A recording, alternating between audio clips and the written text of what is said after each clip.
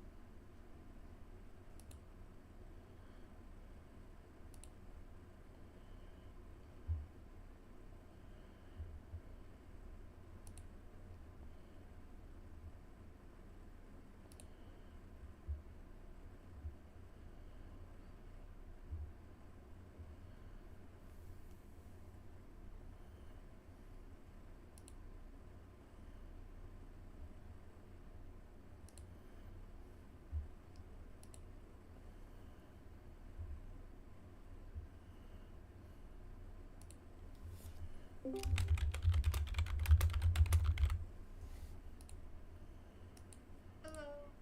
Hey, what's up? Log in as Zippery. Okay. I'm turning on some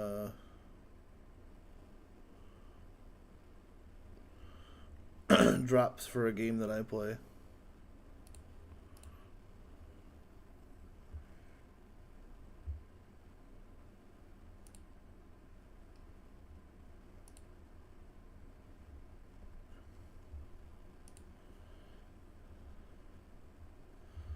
And seeing if there's anything else that I want to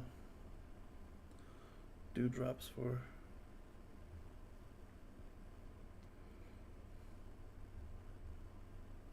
That's exciting. Yeah.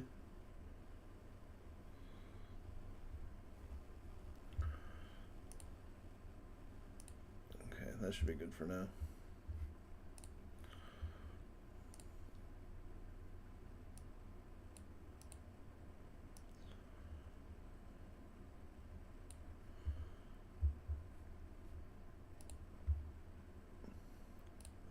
All right.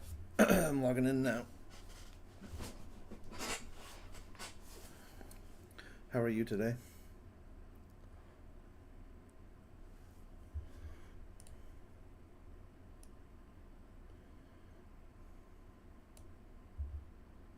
I'm good. Just writing down information I need for Warlock and Mock. Okay. Can you hold on? Let me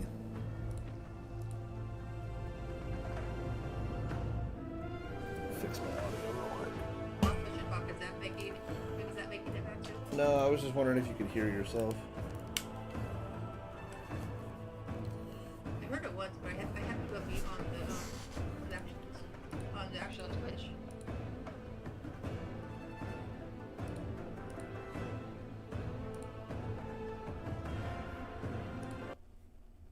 say something.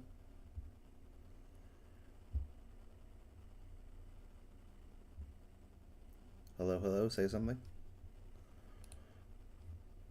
Hello, hello, hello. Oh, hang on, you're still coming through my speakers. Hold on.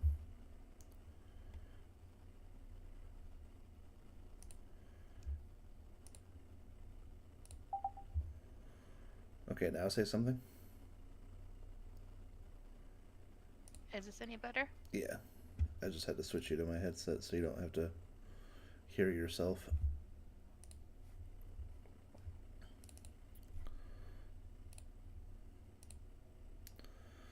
Okay, now I'm turning on the game. For reals this time.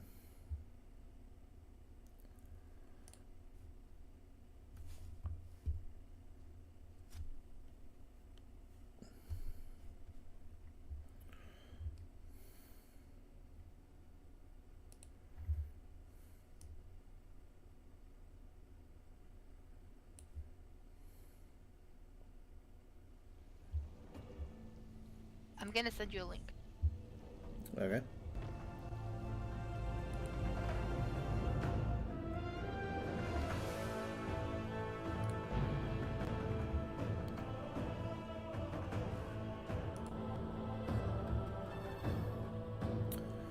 I think I've made up my mind about my DJ name.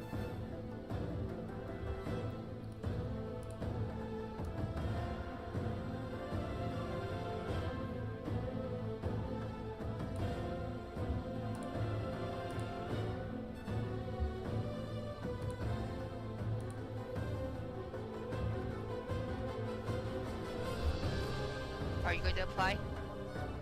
Huh? So in your gear, you're gonna start getting start getting sockets, and then in the sockets, there are gonna be spots for Spots for what? tinker and these other gems, and they come in random mobs you kill, and these are the ones you're gonna want to watch in the link.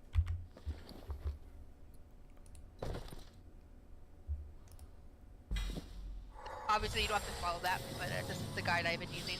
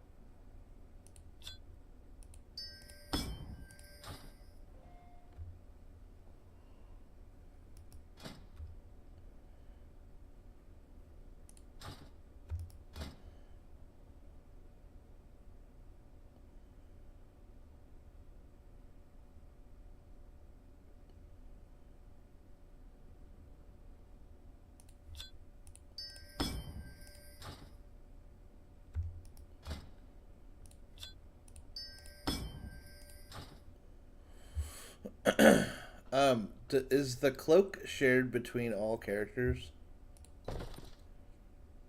Like, if I made a new character, would his cloak be just as good as mine is now? Or is it each individual character?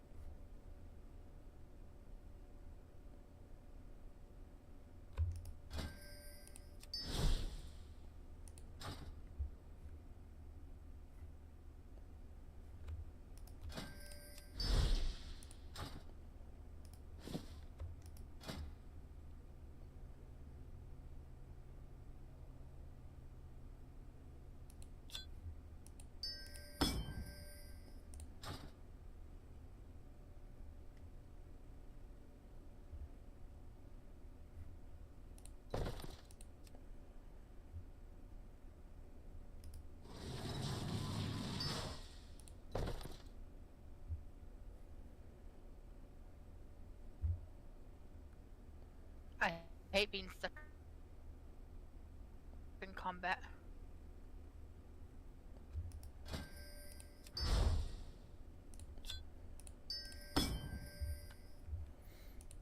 Did you hear my question?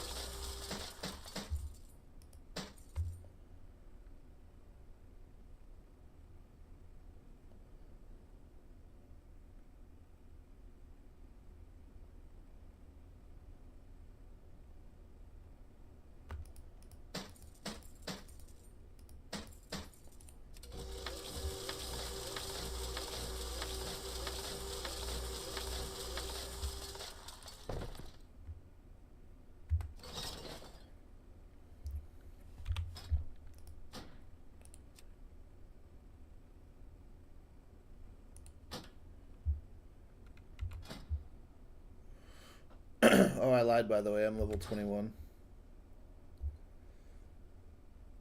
I'll be right back. I need to restart. Okay.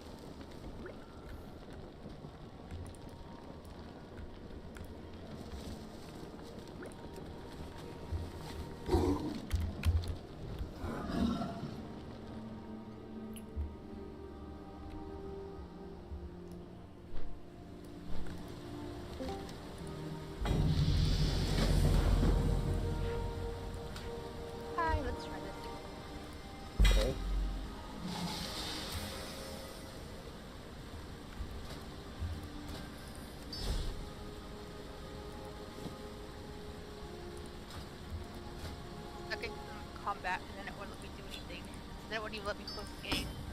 So I'm like, forget this, restart the computer. Sounds good to me. Did you hear my question, by the way? So what was that? Is the cloak shared across all characters? Yep, once you hit max, it's shared everything. Everything is shared between once you hit everything. So once you start making alts, it'll be shared. And then alt will level so much faster. It's gonna be my 4th character in Time Runner. Yeah. I have 370. I wanted one of each class, so it's my class one I need to make. Or not class, but one of each of the. I guess class. I guess one Armor of types? each types of armor. Yeah.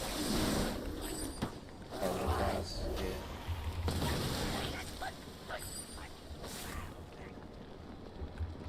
Although I might make another paladin too.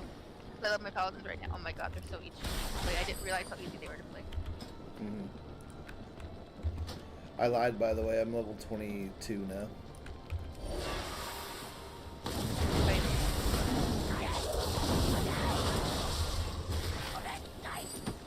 I did a bunch of like extra dungeons and stuff. yeah, I was gonna say that's the best way to level. Doing heroic. What's up? Be good. Do you Be for wanna real. some dungeons? Yeah, sure. Okay.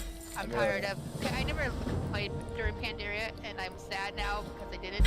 But after leveling 3 characters to 70, I have done the Jade Forest so many times in the last few weeks that I can understand why people got tired of Pandaria leveling like right when it started. Right.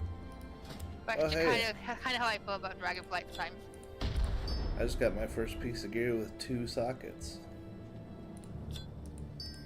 You did what? I just got my first piece of gear that has 2 sockets. Ooh, nice. 3 is the max that goes. Okay. If we're gonna do dungeons, Yes. I'm Did you actually hear what I gonna, told you about that link? that I can follow it if I want to, but I don't have to. Yeah, and just that those are some of the best ones to watch for and to use. But you don't need to. Obviously, you don't need to do that. But Okay. I'm gonna queue us up I've for. been using Wowhead's guide. No worries. I'm gonna Okay. queue us up for a dungeon.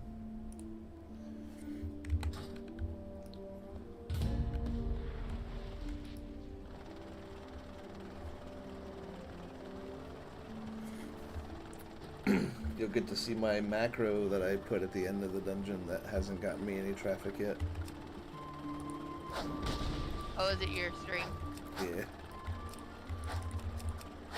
That's cool.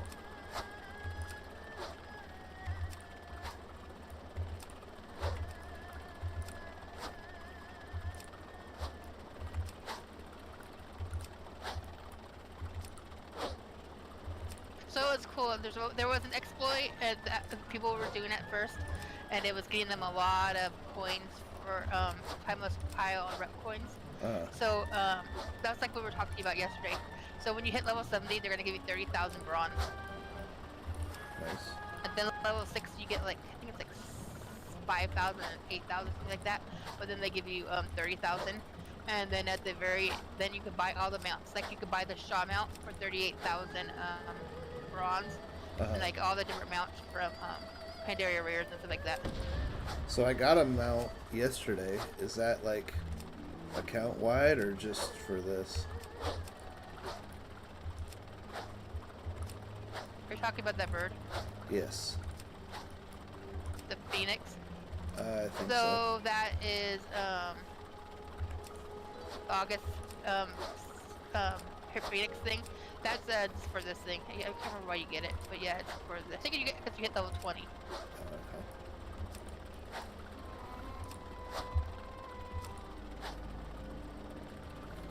So it's not a real mount. Oh, it is. It's really cool looking. I mean, I'm not gonna use it. No, basically just went for the collection.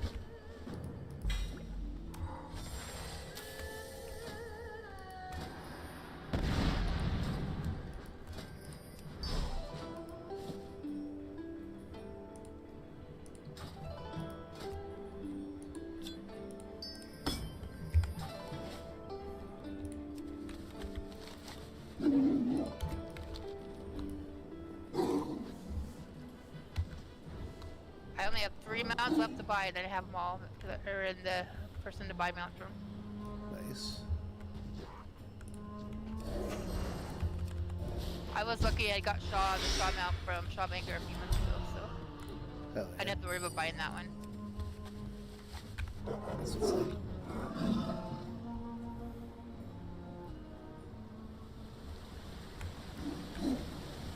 Hello, stranger. You are making Hey, it's quite Joe. an impression with the local hosen. I dare say they are starting to fear you. You must be one of those folk from that sky ship that crashed. I have many questions for you, but this is a terrible place to chat. Please, find me in the Cave of Words, just up the hill here, when you have time to speak.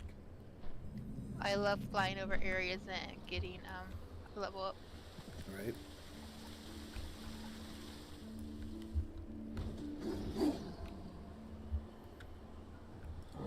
So you definitely want to look at some of the achievements for this as well, because there are things like, for example, we're in Jade Forest. So Jade Forest,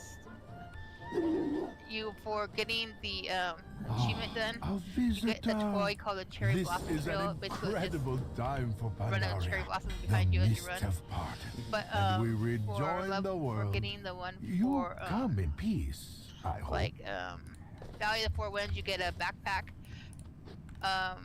Mog, it's actually pretty cool. There's a little chicken on it. Hello. Hell yeah. Then Jade for Serpent guide you. I never say how you say this. Karasang Wilds, you get Chen Storm Stout's keg. Then you get his hat for Kunlai Summit. Thanks to your Mhm. actions, And the then there host is- fear your people. There's a pet for Indulge me a moment. some of the other ones. So it's just different things like that. And there's a really cool mount for I think it was Tempest Isle. Ah, here we are. Over 14,000 years ago, this entire...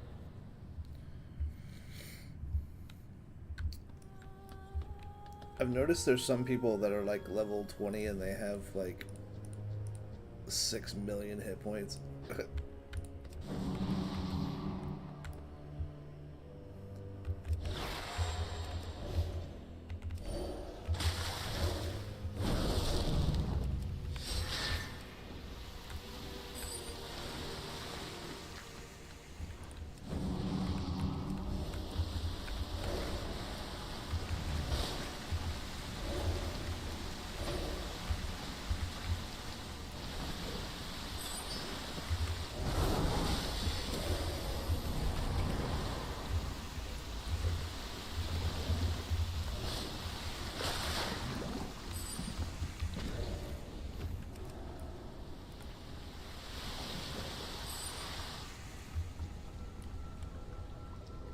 You dare to disturb these waters? You will bring to life.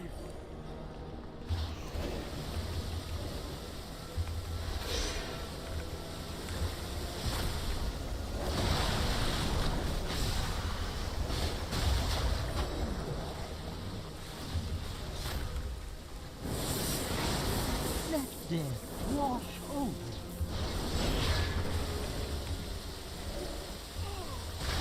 Do not rush. It only delays the inevitable.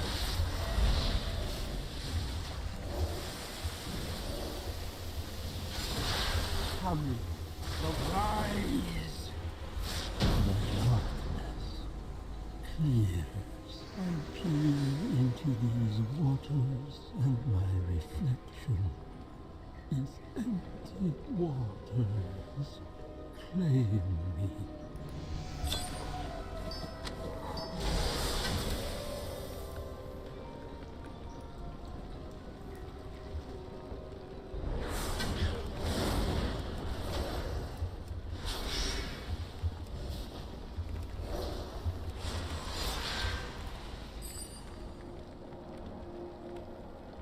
I swear, by the time I get my cats out, everything's dead. Yeah. That's the joy of this right now. It's so everything is so overpowered. Like LFR, you'll go into LFR, and all you have to do is like, you go. Everything's already dead by the time you do anything. Nice. It's a good problem to have. Yes.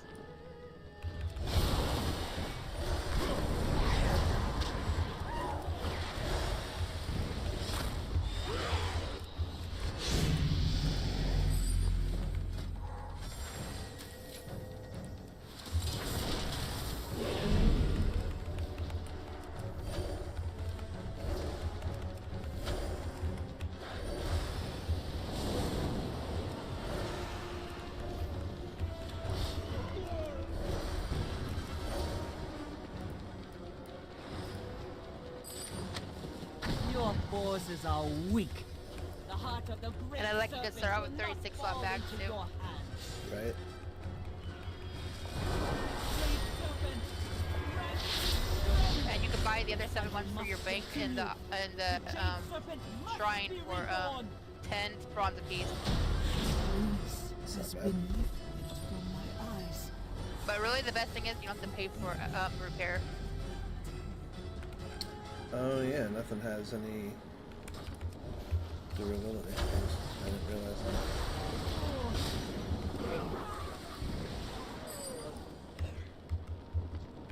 I definitely didn't miss having to loot everything manually.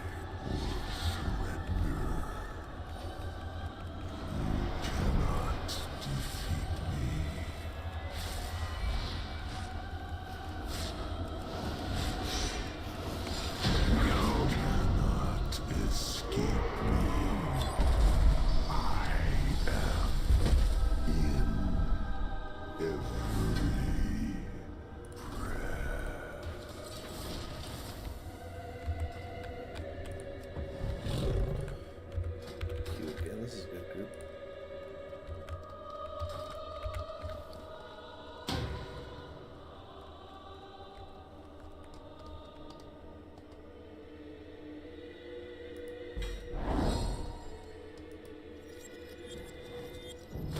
I like this shortcut, but every time we take the shortcut, we can't finish the one achievement or run a quest line.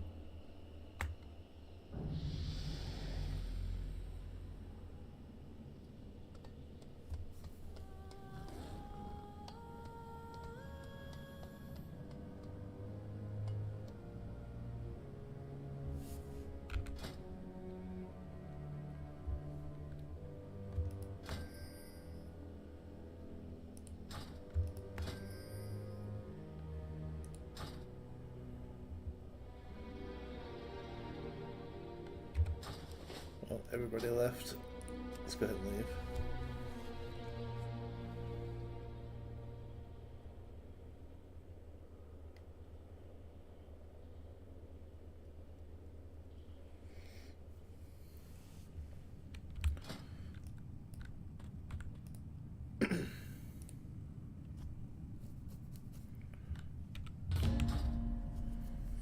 Oh, I forgot to hit my Thanks thing. to your Oh my god, I actions, suck. The Hosen fear your people. Indulge me For a what? moment. Oh, your macro? Yeah. Ah, here we are. Over 14,000 years ago, this entire land was ruled by a terrible race of warlords called the Mogu. The Mogu ruled through fear, and fear kept them in power until the first Pandaren monks taught my people courage. Then the Mogu were overthrown.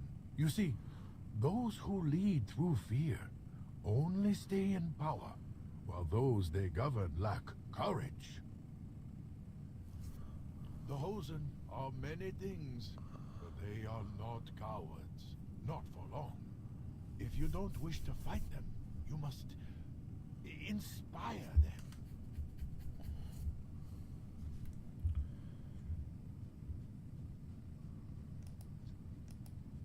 Pandaria, welcome. Follow me, traveler. Let us get to know one another better.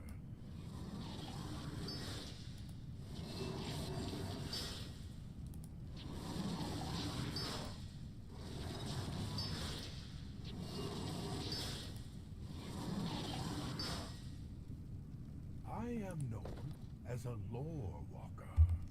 A kind of historian for my people. Yeah, I think I've settled on a DJ name. As such, Oh yeah, what's that? knowledge is my armor. DJ And I I roll. carry a quill in place of a sword. It's unique, That's it's funny. silly, it's easy to remember, it's short, Much of Pandaria's easily past marketable. is shrouded in mystery, even to us. I think I'm gonna go for it. A lore walker's sworn duty is to rediscover our history, to rend that shroud, piece by piece.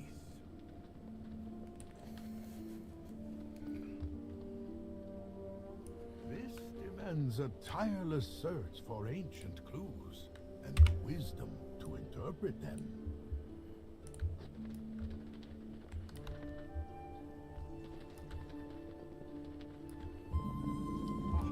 Here we are. Be careful. I have had trouble in this area before.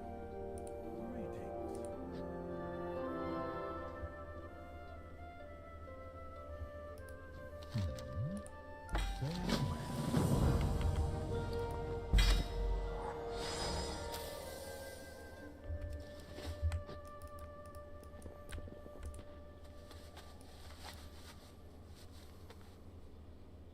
This stone tells of a great Hosen warlord who lived here 2,500 years ago. Prepare yourself. Sorok raiders approach. Sorok have plagued this land since the time of the Mogul. They are impossible to negotiate. Thank you for your help. These notes are important to my studies. Your people value knowledge. I have everything I need. Quickly, let's move on before they return.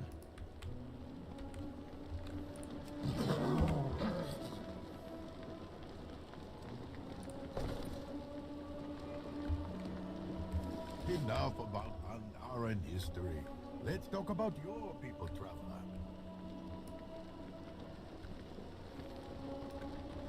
I've learned a great deal already just by watching you in action. You fight with the fervor of youth, but the experience of an old veteran. Oh, you've seen a lifetime of warfare, haven't you?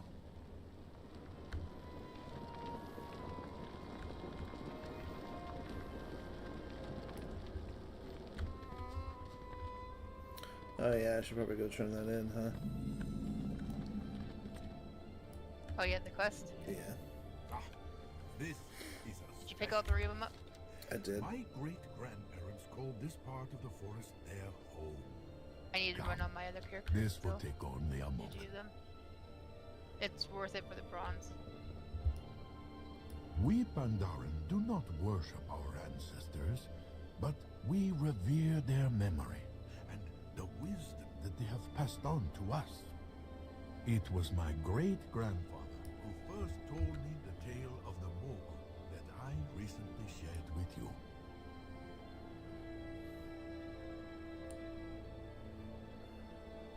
How does today find you? I would very much like to hear about your ancestors, stranger. Light the incense, and let us reflect on where you came from, eh? Look at that. We're their ancestors as well.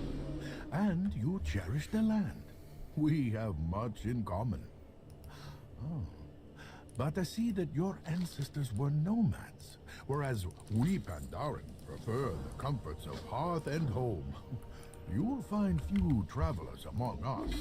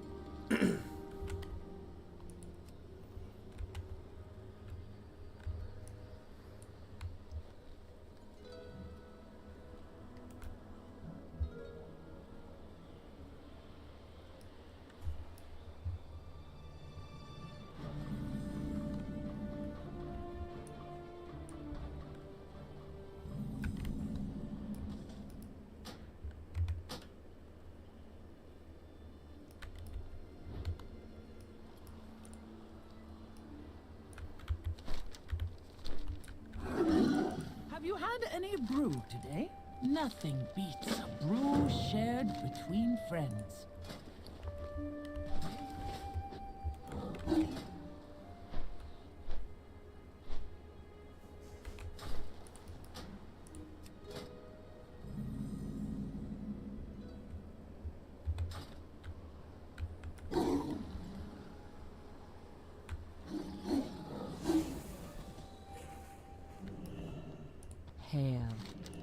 Go in peace. Be careful. What do you want? Protect the truth.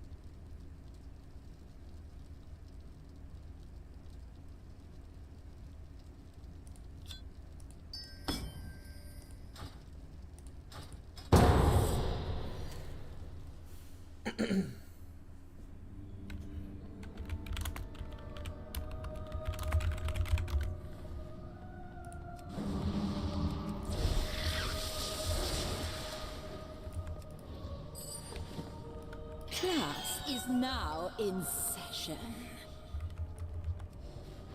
Class dismissed. I can never die. This cannot be!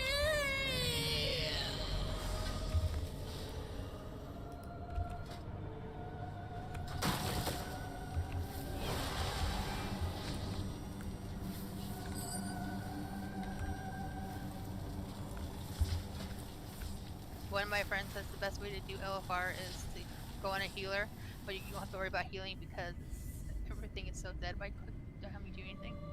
Nice.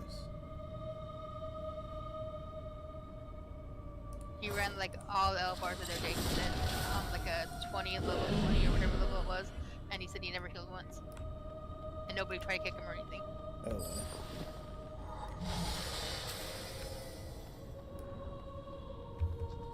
Oh, it takes some real stones to check on.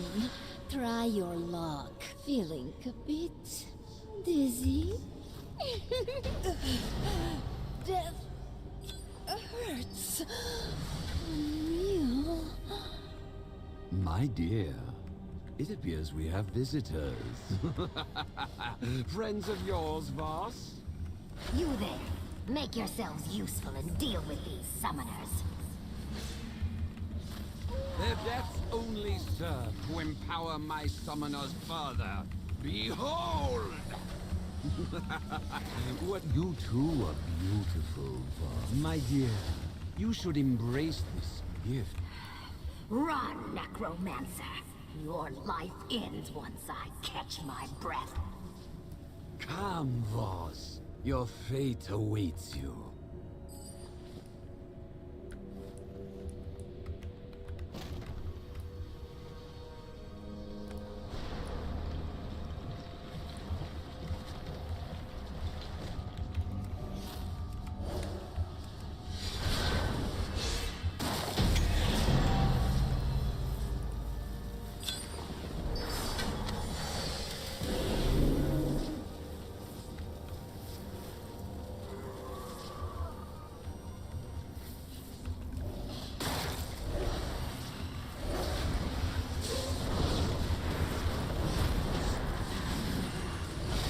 Did you forget, girl?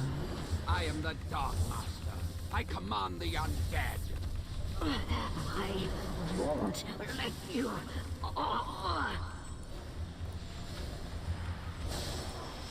Now turn your lovely rune blades on our guests and fetch me their bones.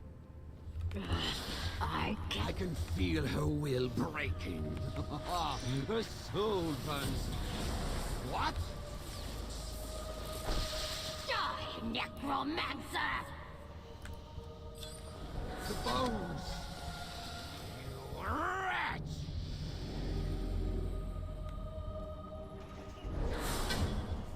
Leave me to die alone, please.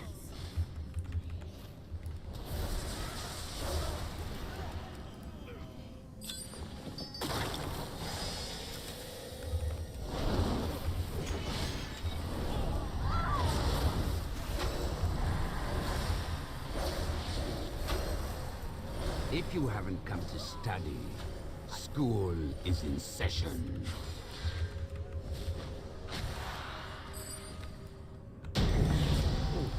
Class dismissed. Yeah, I remember to do it. Oh shit. Okay.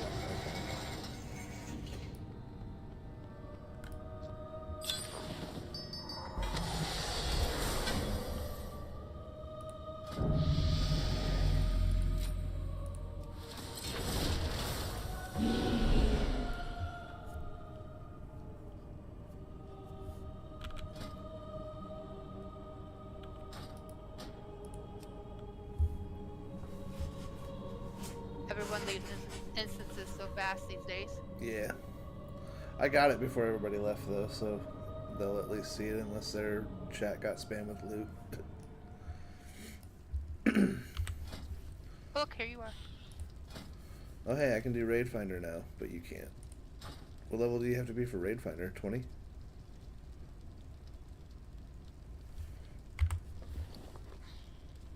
Let me look. Let me leave group for a second, I'll look. Okay.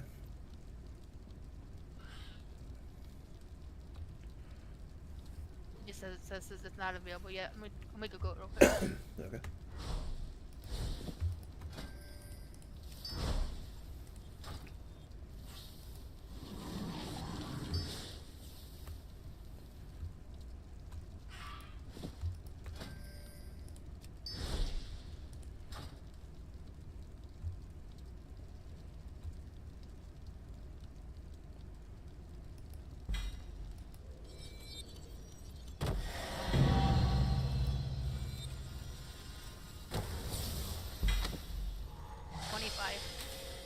Okay, that's not too bad. Won't take very long if we do a couple more dungeons. Right. Already 19. Hang on, I'm just replacing my gear and stuff.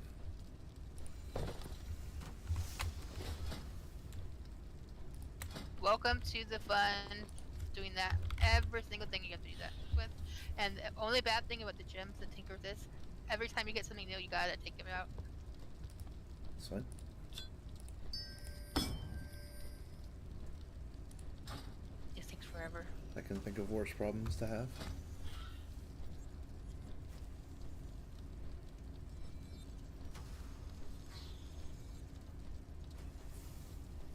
Oh, you're just new at it. Give it time.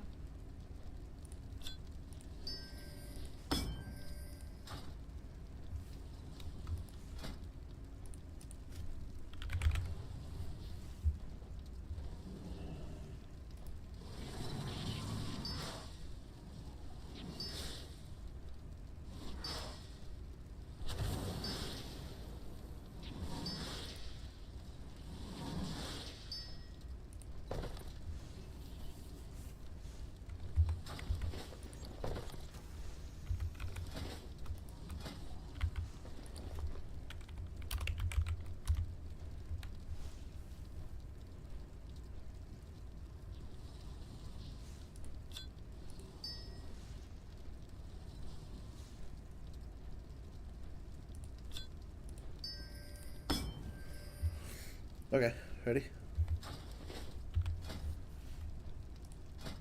Oh wait, you left the group. I was queued without you.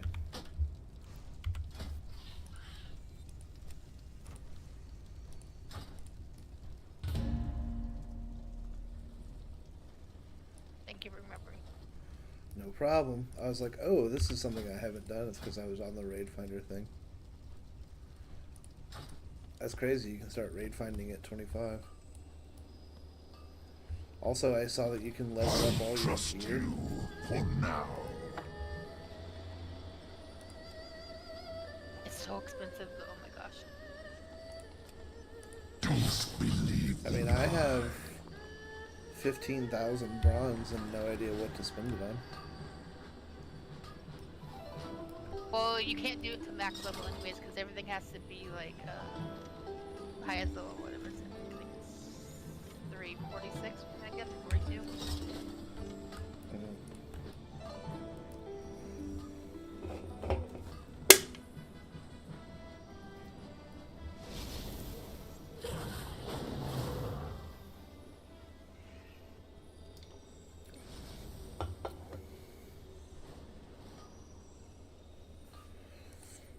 That's a cool gem you just got. The purple Olympian spear one. Mm-hmm. Yeah, that's my meta gem. It goes in your hat slot. Oh, is everybody's. Mine turns me into an orb.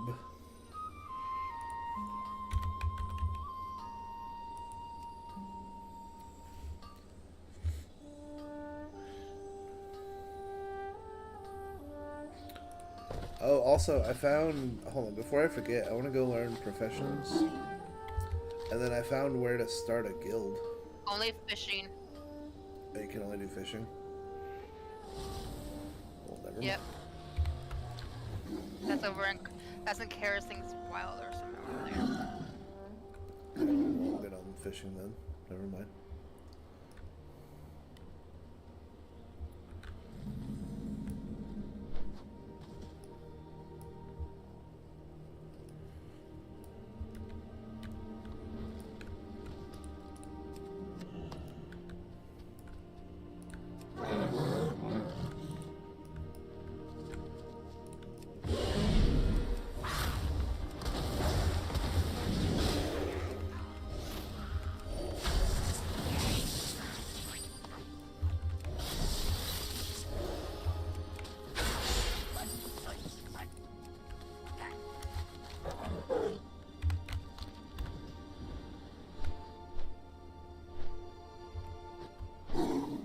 Oh, I need a queue for a scenario too. Do you? Oh, never mind. I can't share that with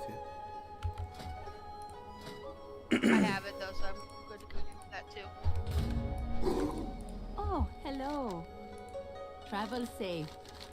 I hope to see you again soon.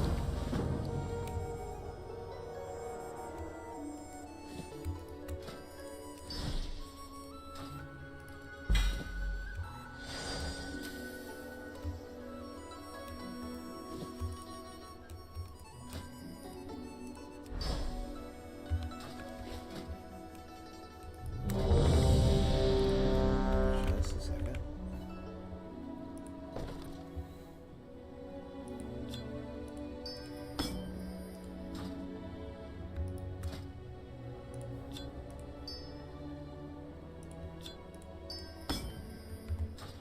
I was gonna ask you stuff, and then I saw how many people queued. Just fixing my gems.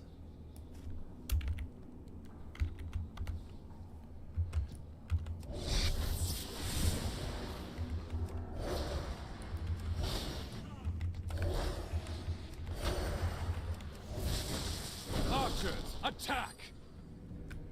Another down, another down! Do not relent!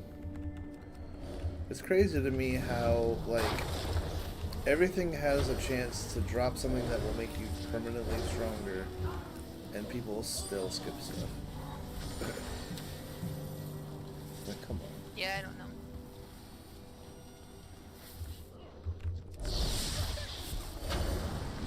Did you hear something, lad? Attack! Kill! Release! Attack!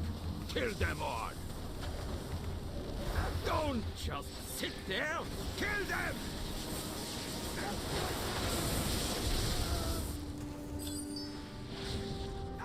What? My orb thing is cool. No! Stop! Obey your master! Which one is it called? Thundering orb. It's got a long cooldown, but it's cool. I haven't used that one yet.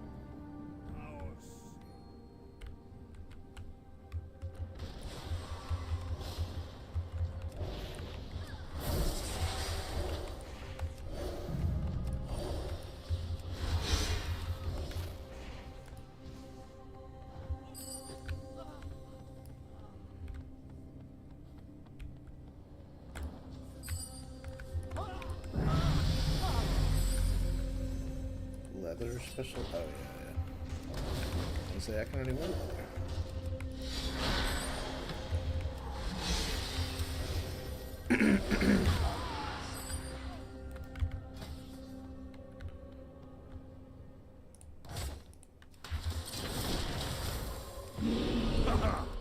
Another chance to test my might.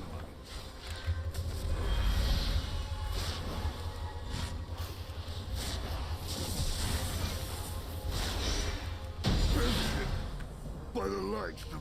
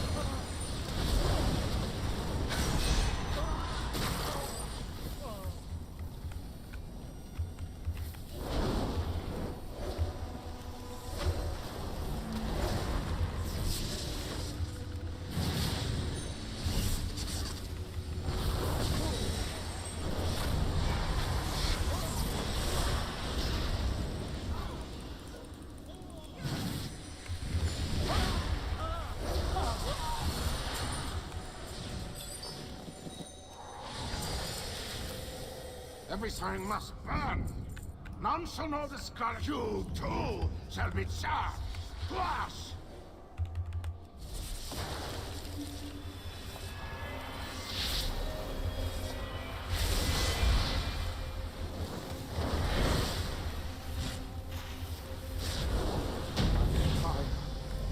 Us gone hard.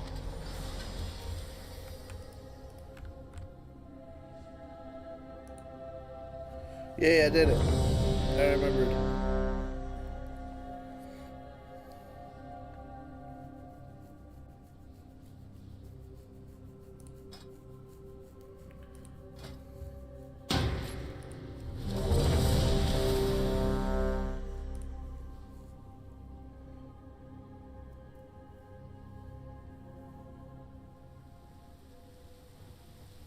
I think this is the one I needed for my quest.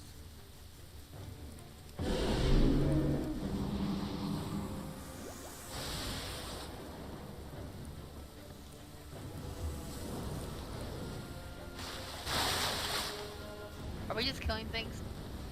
We gotta extinguish the kegs if they catch on fire, but otherwise, yes. Oh, I see. Okay.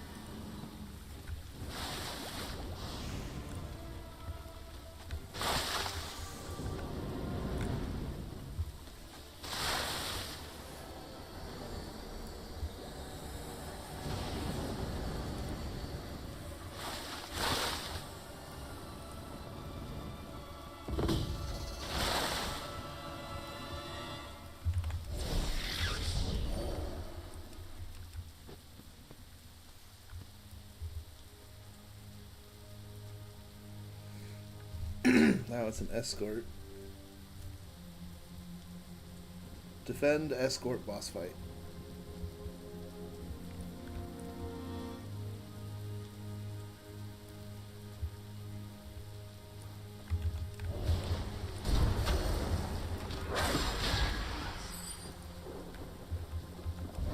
I hate how they go back up after you.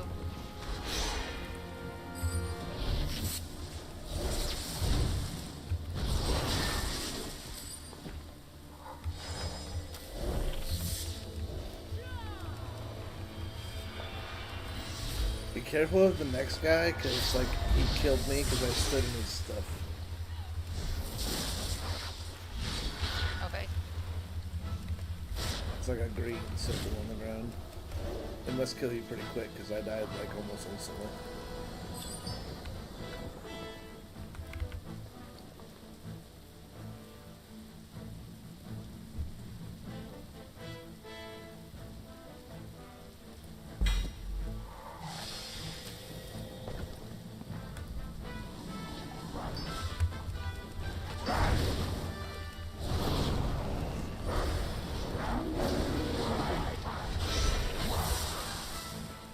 I'll tell you what, Blizzard sure does love the concept of combining gems. Oh yeah. It's like every fucking game with them.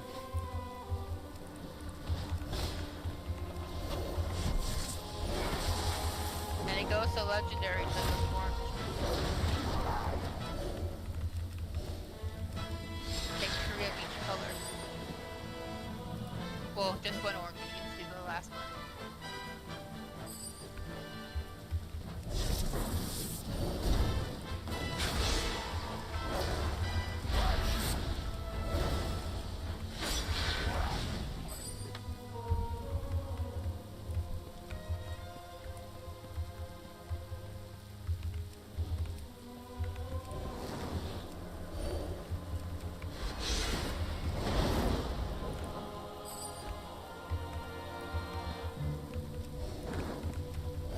Alright, yeah, this guy. Careful where you stand.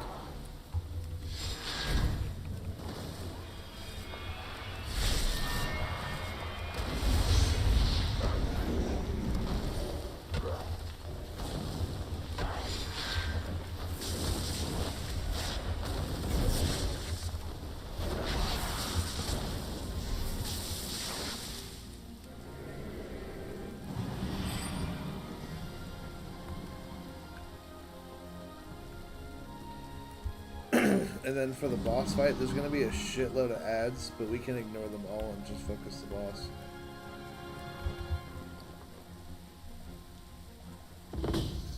Okay.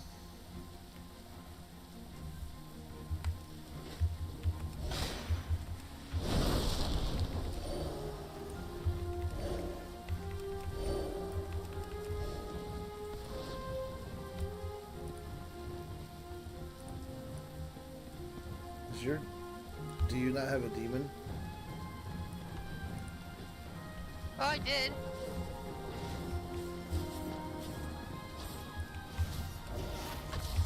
I did have one out. Thank you for noticing. Yeah, no problem.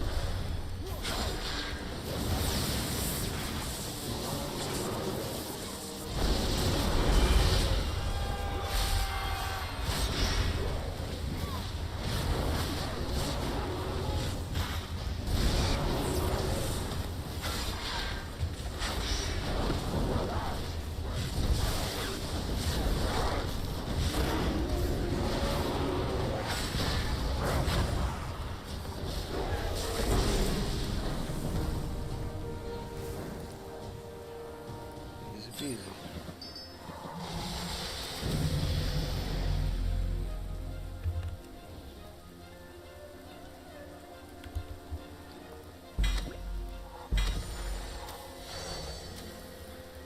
Tell me of your travels. Alright, give me just a minute. I'm gonna go smoke a cigarette.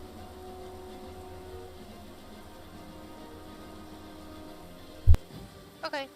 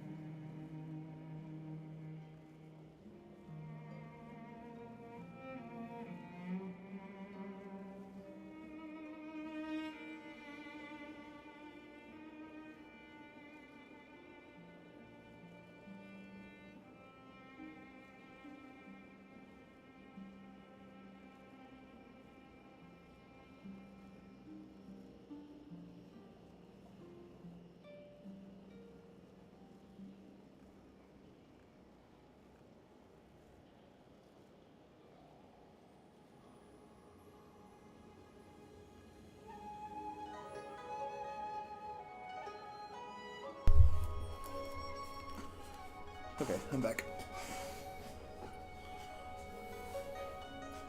Back. Thank you. Ready to do more stuff? I am.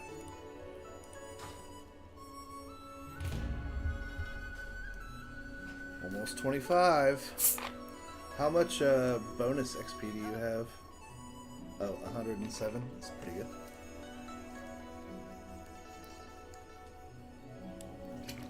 It's amazing how fast it is. I saw somebody yesterday that had like 370 extra XP. Like, goddamn. Yeah, when I was leveling my hunter, I was almost at 200. Maybe it was even over that at one point. Nice. What wisdom do you seek?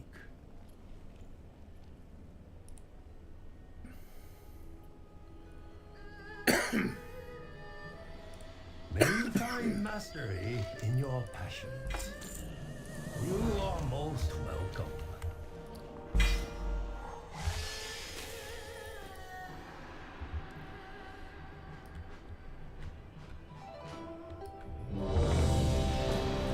Greetings, one.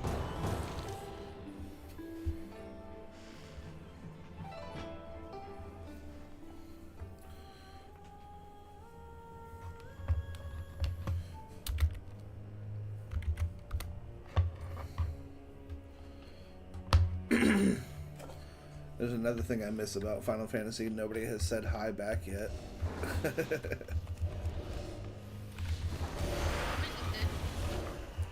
Well, about time. Of course, it's a Lord of the Rings fan that says hi back. That's awesome.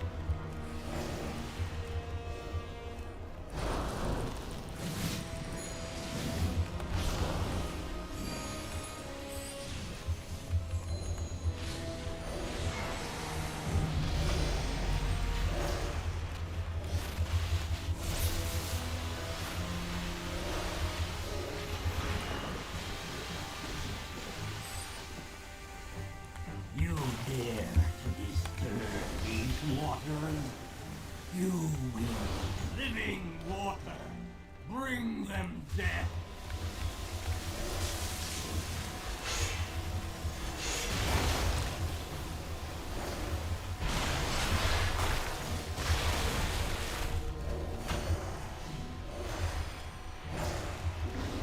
Let death wash over.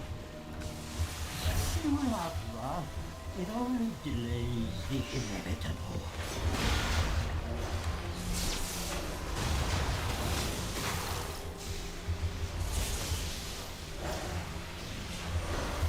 Come in. The living water. Bring them death. Then, clear. I peer into these waters, and my reflection is empty waters. Claim me.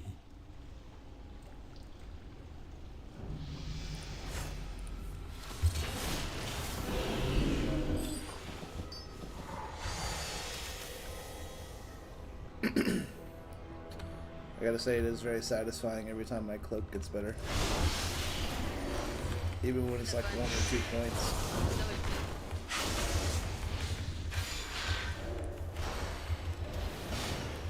I dare say it's better than the Heart of Azeroth, because the Heart of Azeroth, like once you got to a certain point, like it basically just stopped leveling.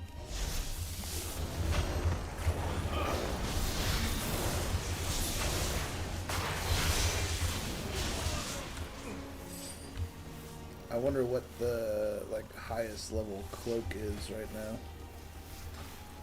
Like who's got the best one? Huh? So that's a good question. I'm not sure. I'm sure there's like a leaderboard Mine's at somewhere. 342 and 346.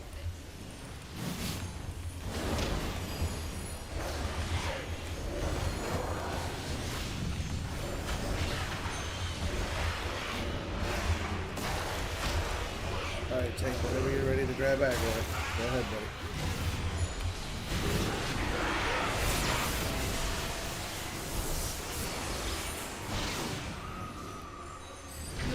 forces are weak. The heart of the great serpent will not fall into your hands. Jade serpent, grant me strength! But you must release has been lifted from my eyes. Oh hey, I can blink now.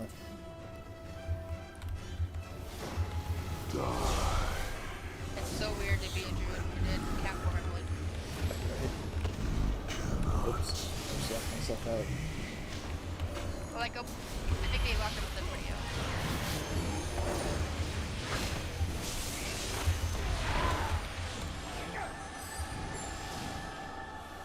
Succumb to the darkness inside your soul.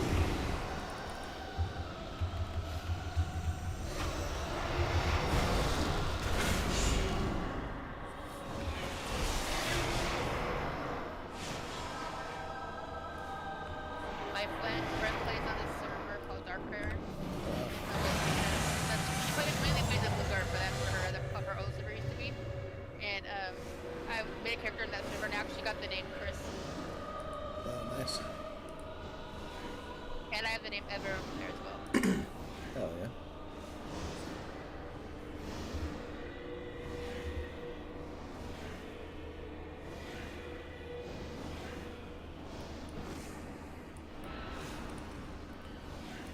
I don't know why you guys see fit to stand right next to each other.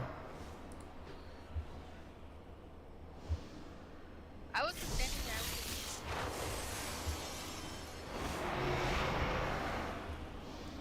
See how effortlessly you become unraveled. Why are you standing next to me? Quit it.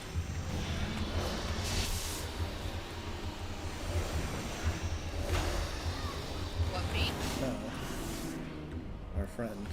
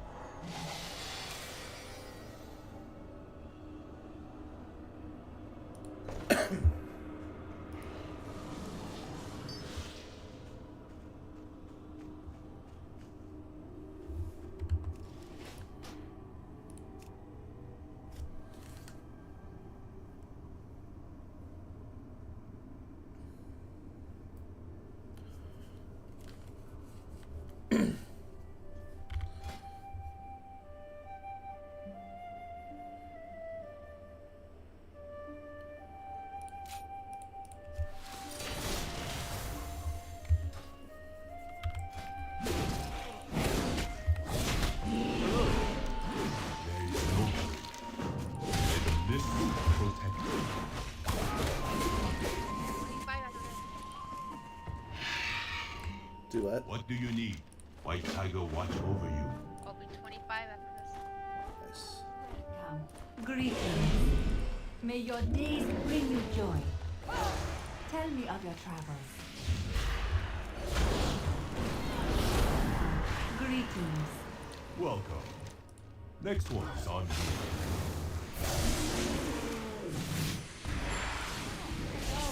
Greetings. Welcome. Farewell.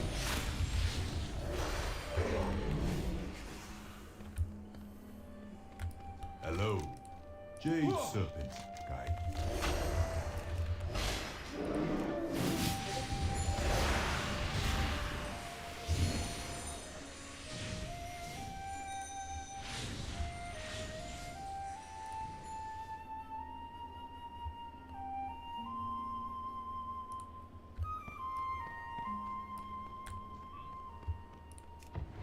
Speak up. Until next time. Enough of that. Goodbye. Enough of that. Until next.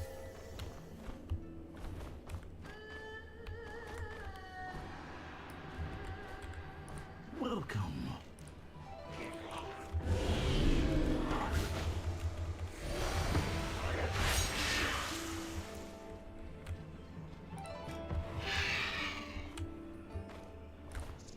Down. Goodbye. White Tiger watch over you.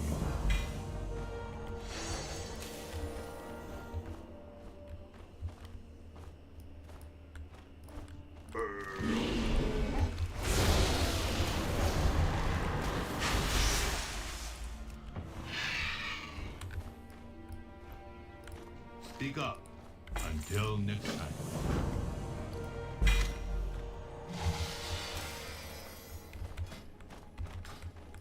Tell me of your travels. There is no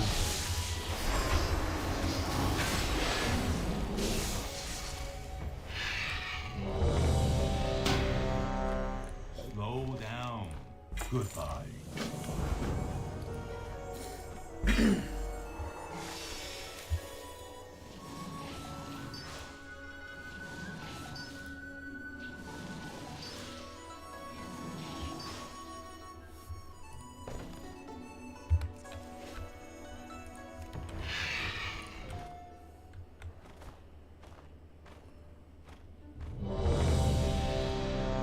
What do you need?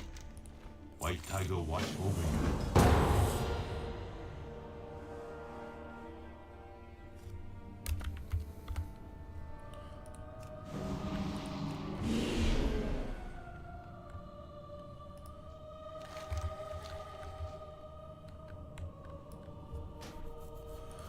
Okay.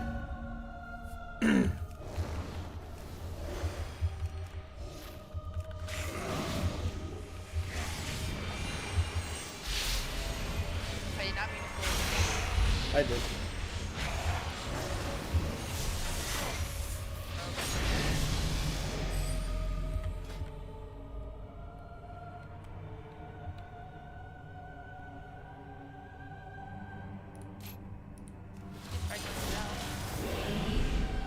Huh?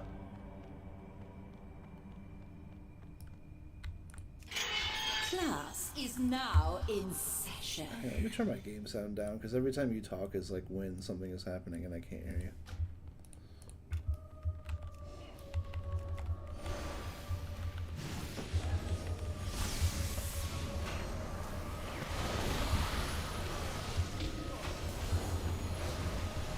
Class dismissed.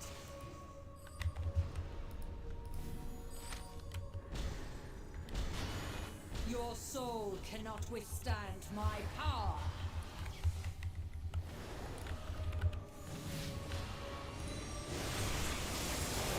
I can never die.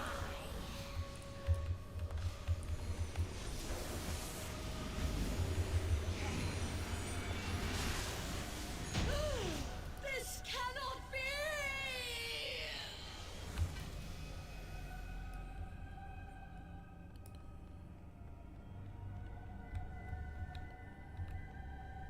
Yay, 25. Congrats. Now we can do Elfar. It's only the one Wolfushan until like 35 or something. But it's the legal one.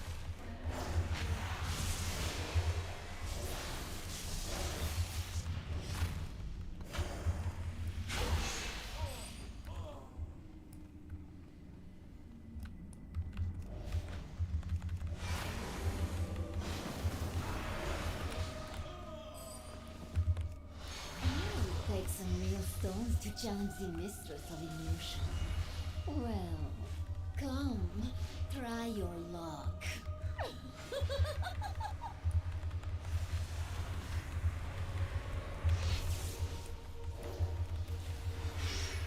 Feeling death hurts. Unreal. They keep giving me one-handed weapons, but no Yes, we have offhands. visitors. That's getting really annoying. Friends of yours, boss? You there. Nick. Their deaths Like, just give me only a staff. serve To empower my son. What's the matter, boss? Getting tired? Never stop hunting your kind, necromancer. Isn't it beautiful?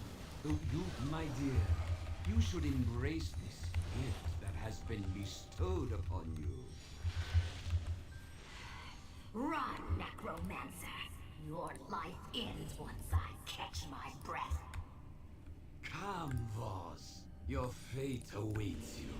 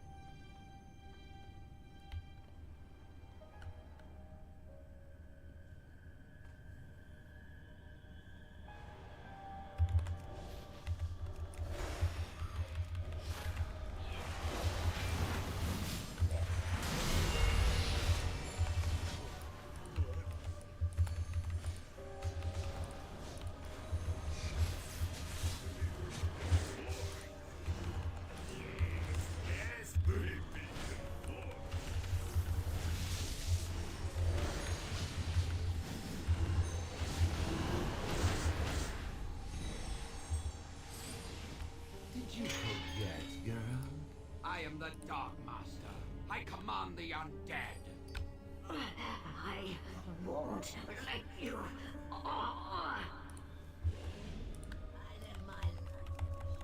Now turn your lovely rune blades on our guests and fetch me. I can't fight him.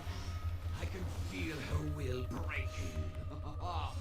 Now, Lillian, it is time for your transformation. What?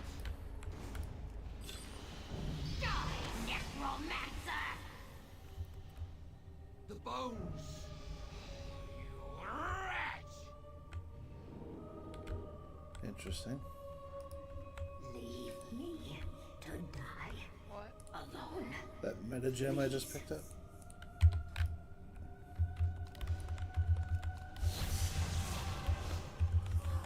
Which one did you get? Chi-Chi. It's got a bunch of words that I didn't read because I'm not going to read.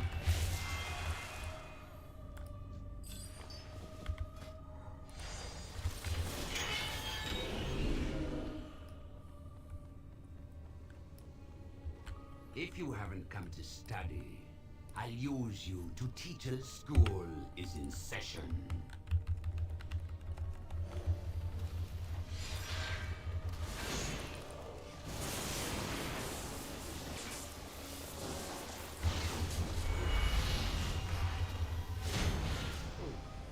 Class.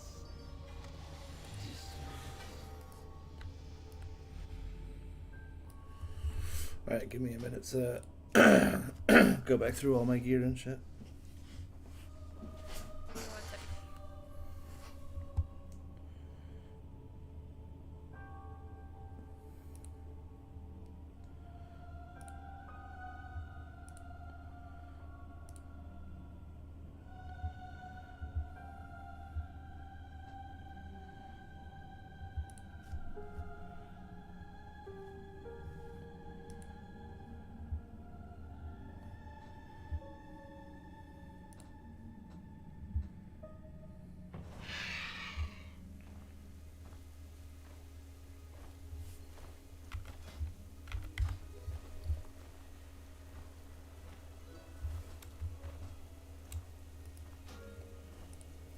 Yeah, I'm gonna trade you something. Okay.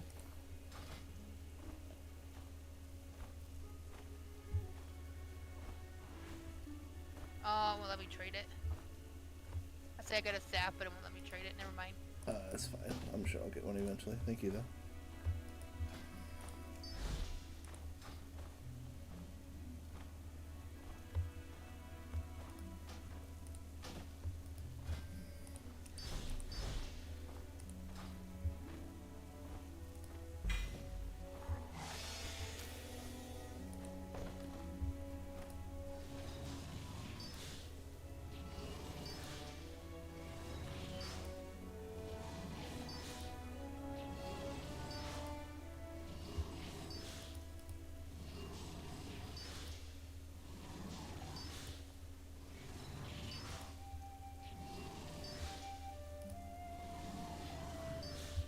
Yeah, I just got my first level 4 gem.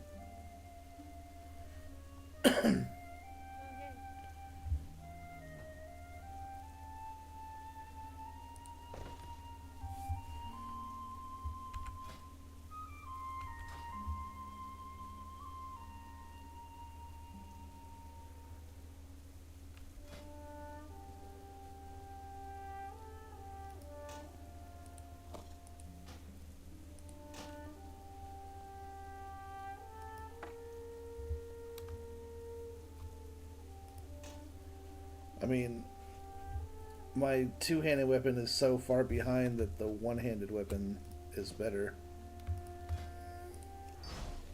Even without an offhand.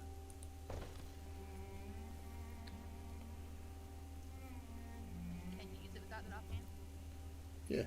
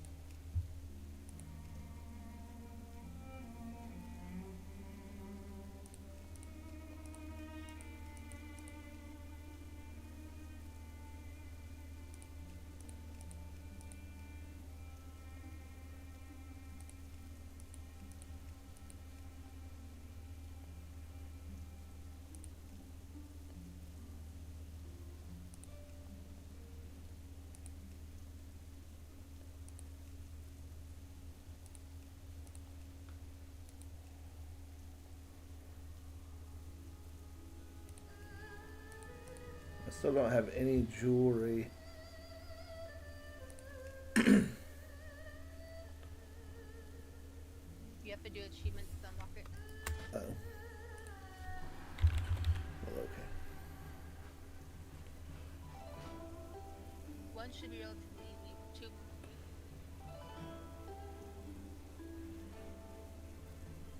All the scenarios on Heroic give you one of the rings, and all the dungeons on Heroic give you either the other ring or a trinket. I can't remember which one. Then when you hit level 70, you get a. I think the first trinket.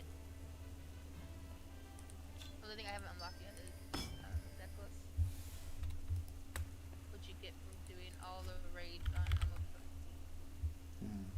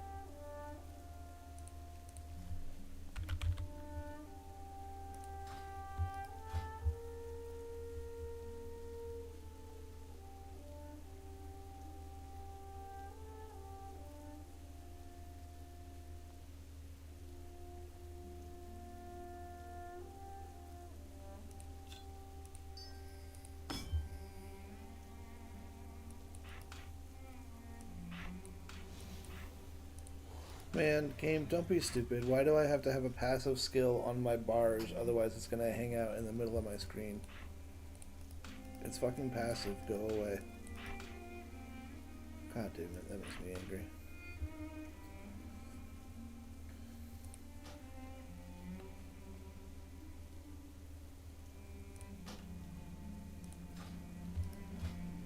Can you put it like on bar number 2 in the back?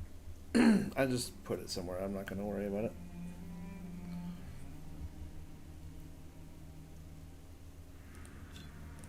Alright, I'm ready when you are.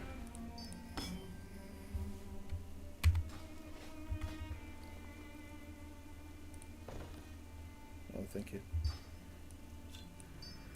I can't make the thing yet. But just give me that. It's all good. You ready? I'm ready. Alright, let's do Raid Yep. Finder.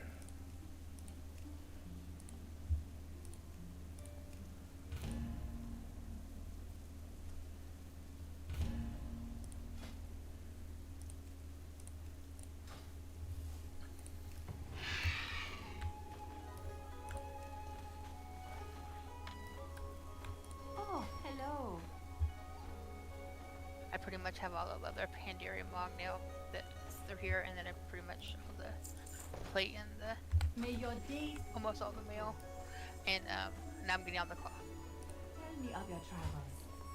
It's so funny how much there is. Farewell.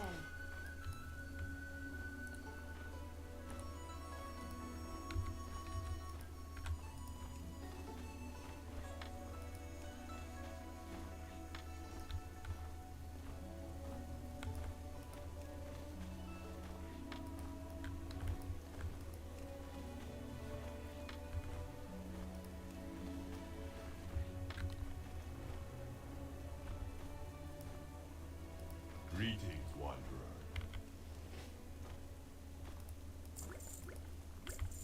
Jade Serpent.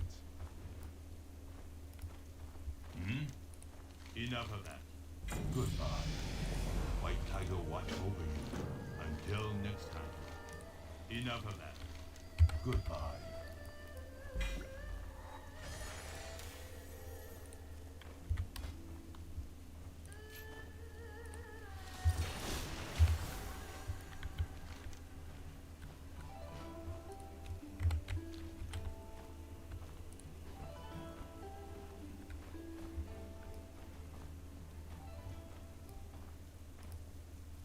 Slow down. Enough of that.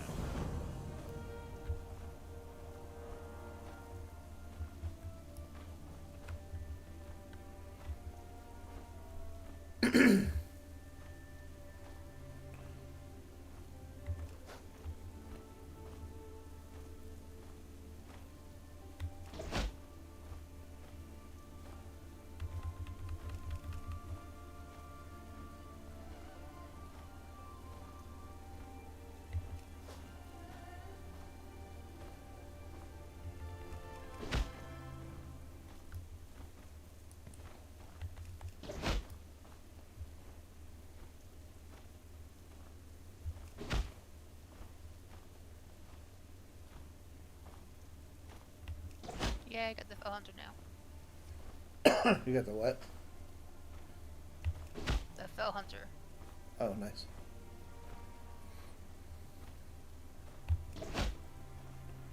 So now I can interrupt.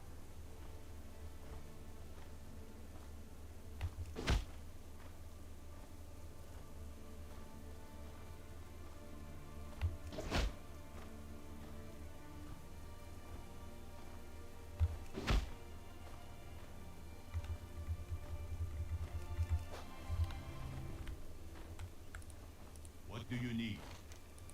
Until next time.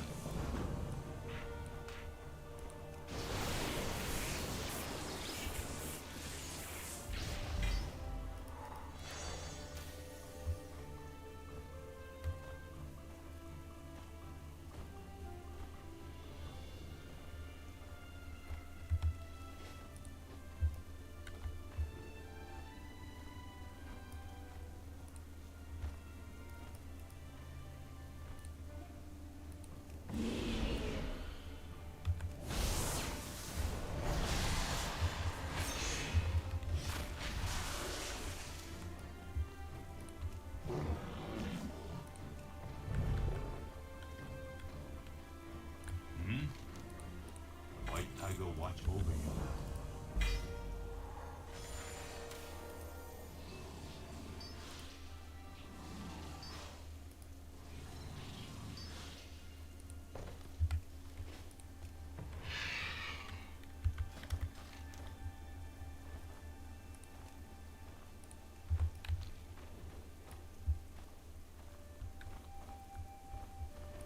Does scrapping just give you bronze? Yep. One must That's the only way to always get rid of make it. time for new brews. Good brew requires an abundance of love.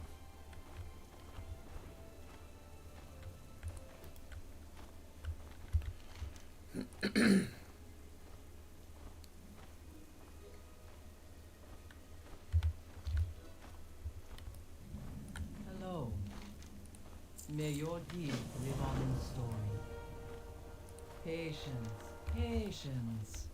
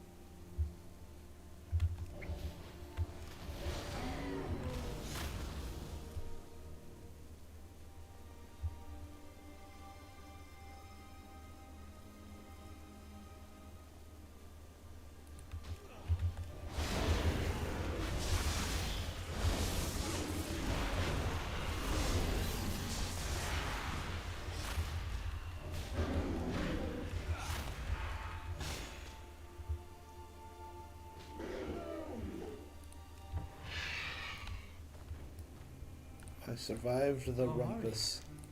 Goodbye. Ooh, that's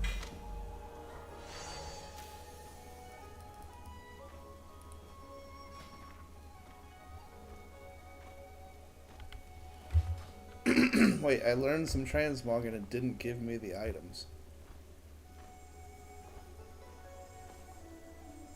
What the hell? And it's a staff too. I need a staff. Oh well, whatever.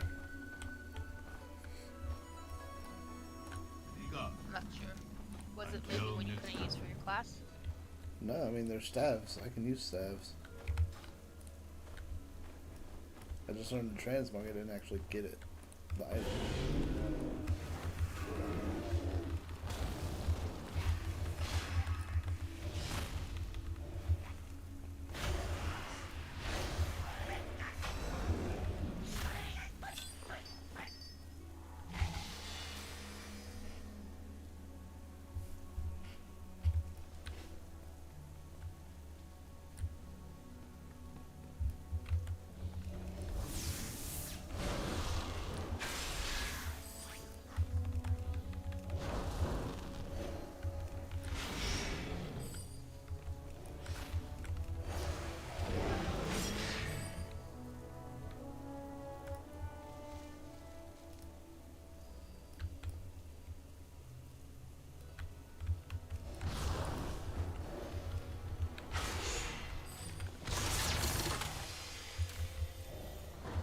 I'm probably gonna go soon, just so you know. Okie dokie. I got up early this morning. I was gonna take a nap earlier, but I never did.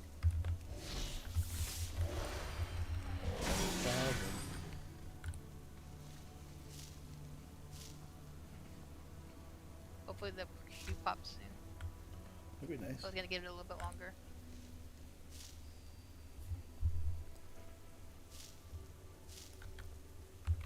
It is pretty late, but still.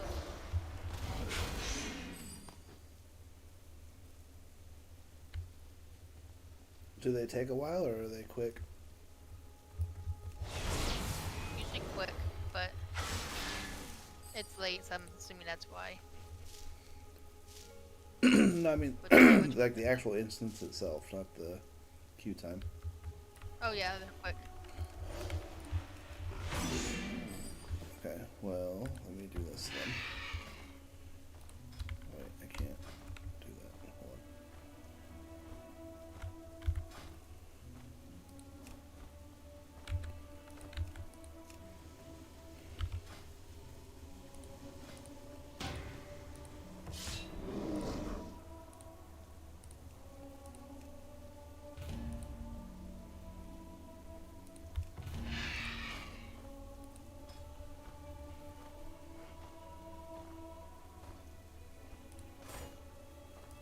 Oh yeah, I see where you mean. Where you can make your build at.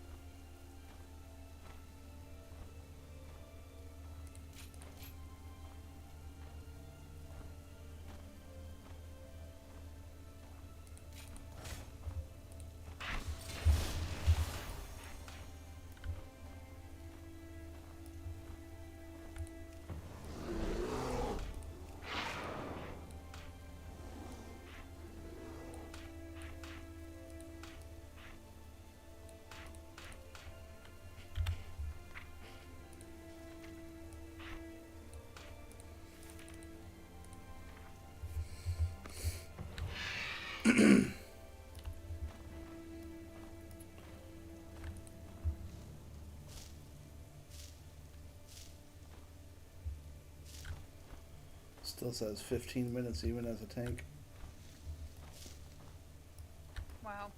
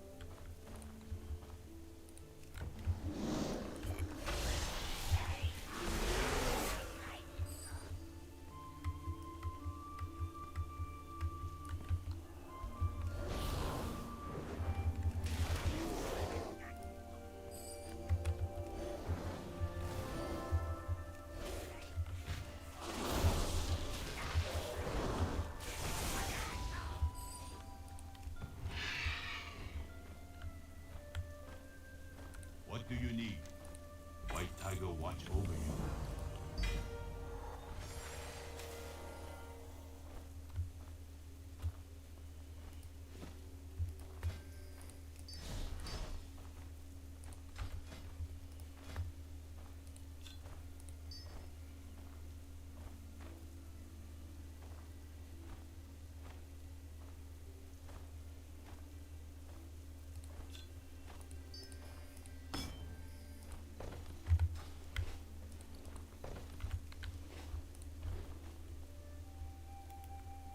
My warlock does not look like a warlock at all, because my mog. No, you do not. Speak up. Goodbye. Slow down. Enough of that. White Tiger watch over you. Goodbye.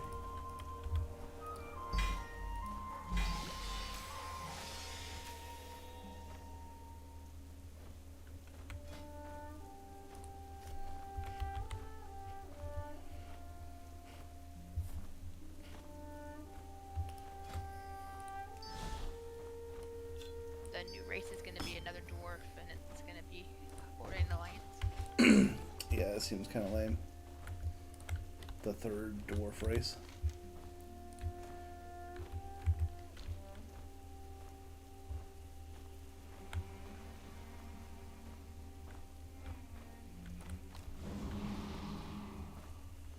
The customizations are really cool though. I've looked looked at a few pictures, not very many, but there's gonna be a lot of cool things you can do to it.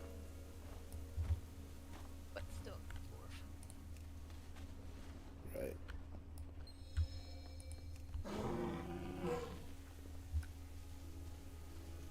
Honestly, the only customization that I like is for druid moonkin forms. Yes, I love that so much. The fire is my favorite. I'm bummed you can't use it in over here. Try to put it on mine, but nope.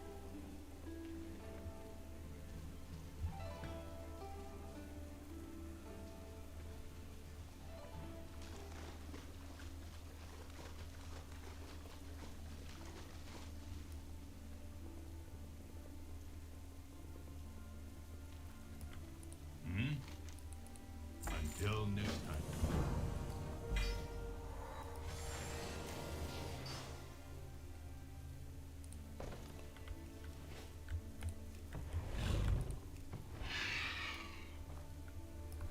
Tell me of your travels.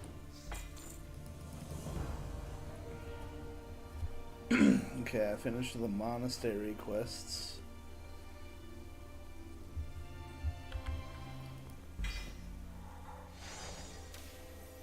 And what I just really abandoned them all. Well, I figured. Sorry, I've said this so many times. I mean, you don't need to I was skill apologize to level me. with I don't dungeon care. with you. Yeah, I don't care. Whatever's clever. It would be near impossible to like stay at the same level because we're both gonna get different XP buffs. Like yours is almost double mine.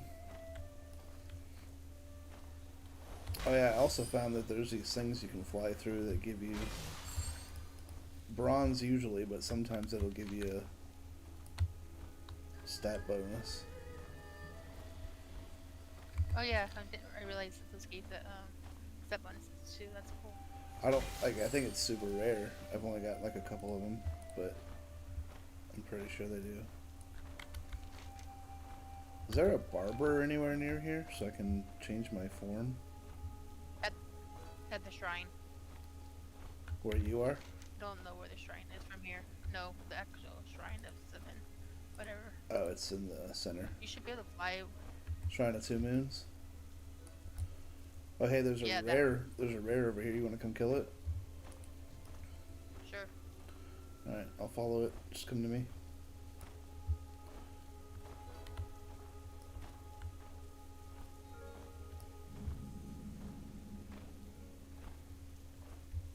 I'm on my way.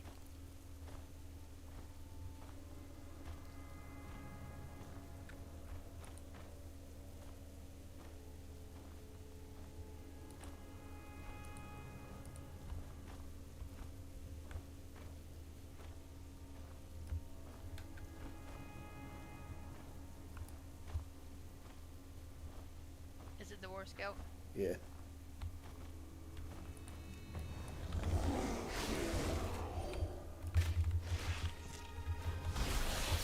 Oh, this is a mistake. I can't even hit him.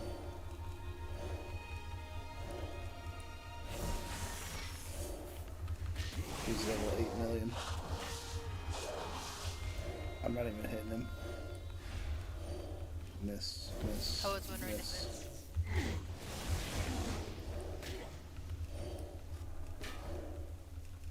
Yeah, he must be like really high level. Bye. Run away.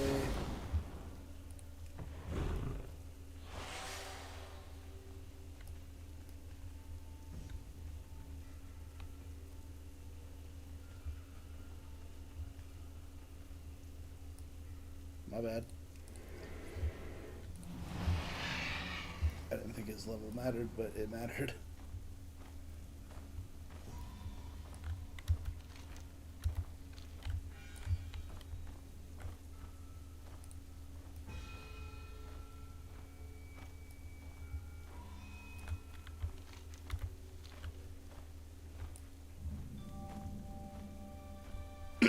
So what is there to do during, like, when you're level 70?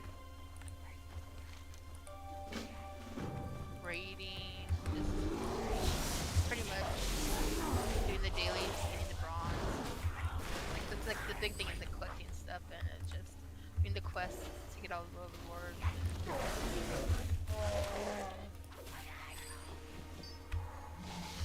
I think it will make a retail character over here too. Oh, yeah, probably. What professions do you think about making? No idea. Probably just gathering, since it takes forever Probably make this to one a tailor. level anything for real.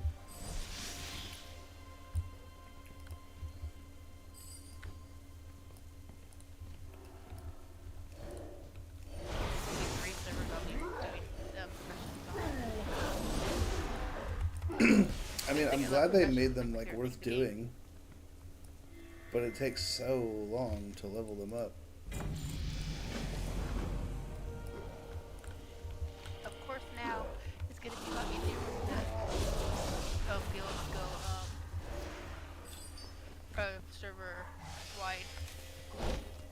That's gonna happen at the beginning of the expansion, so August sometime. What do you mean? If it goes on time, you're gonna be able to join and go from any server, Oh, what? starting at the new expansion. That's wild. So like I can bring all my Moonguard characters over here if I wanted to, for example. Right, that's crazy. I wonder if they're gonna increase Yep, the so it happens maximum past character count then.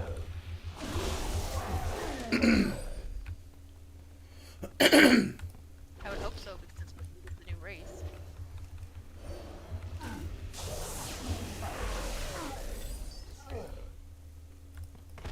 And it's gonna, I think it's gonna be account wide. Oh, I'm so looking forward to it. So you can share all your crafting stuff among your characters. And reputations are gonna be account wide as well. They're starting with Dragonflight, working their way back. Interesting.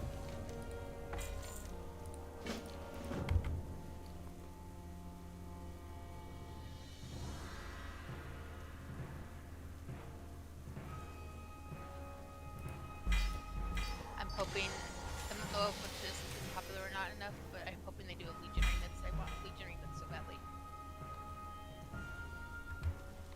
And I hope, if I do it, I really hope they bring back the Mage Tower in it so I can get the casket. Oh, nice. Are you tanking? Mm-hmm.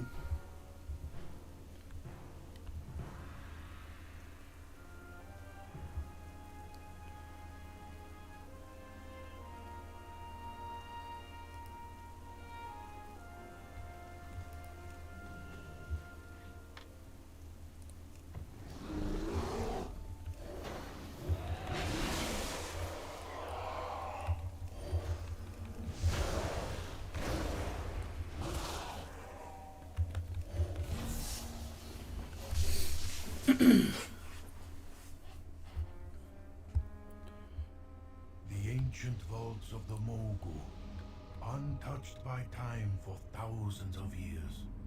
Who knows what secrets await? Many young Pandaren warriors have vanished into this tomb. Have your wits about you.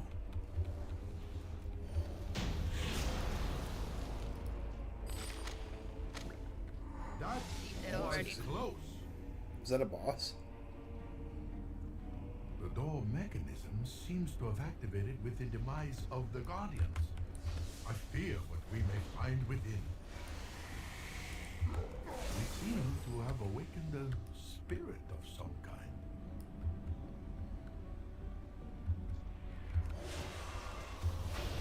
So the stories were true. We have disturbed. Tender your souls, mortals. These are the halls of the dead. They will bring Wow, you that's crazy. what horrors await. Thane the Accursed was betrayed by 4 emperors of the Mogu. His body destroyed each time, only to rise again. This is not the last we have seen of Thane. We don't be needing what's back that way anyhow.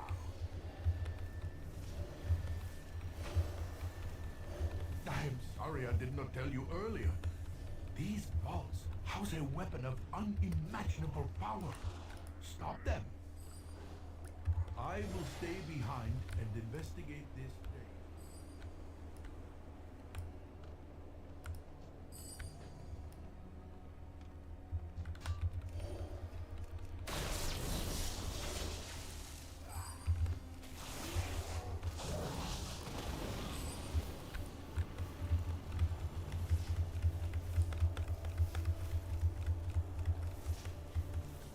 Now you done made me angry.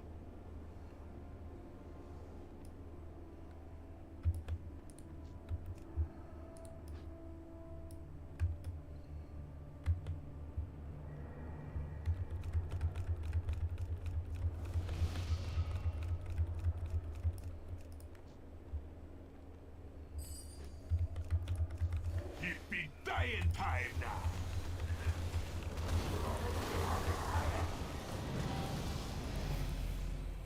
Well, that was easy.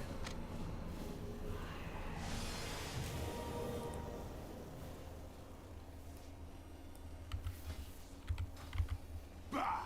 Bested by the likes of you. What a shame for a Zandalari priest to endure. But it ain't no thing. Take your trinkets. You'll be needing them. I be going now. Time to find a new home for me sword. Death be a doorway, and time a window. I'll be back. Do what now? It's easier to level through the dungeons, Yeah. but it's so nice.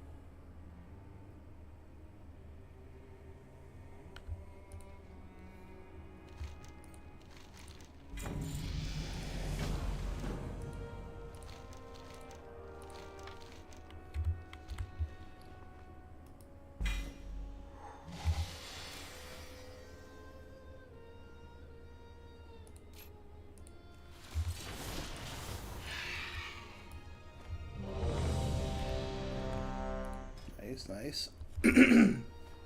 Are you going to bed after this? Yeah. Okay.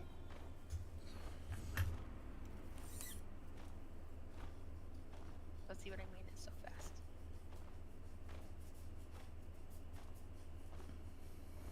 I've heard normal and heroic are maybe not quite that fast, but they're pretty fast too. When can you start doing that? Like max level?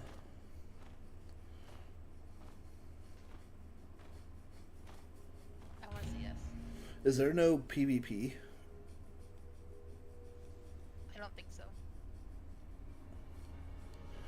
No roar mode anyways.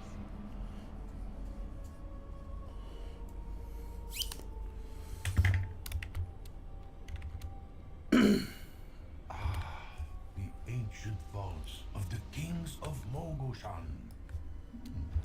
What might this button do? Look here. It is the history of Xian of the Endless Shadow. A powerful sorcerer who kept the kingdoms in check through terror and darkness. This looks to be the record of Qiang the Merciless, a great conqueror who ruled his vassals with an iron fist. I've heard tales of this one, Subutai the Swift, well known as a masterful archer and genius thief. He stole from the rich and kept them. What is this? I've heard nothing of this emperor. Meng the Demented? According to these texts, Meng was the most foul and maniacal ruler to ever abuse the imperial throne.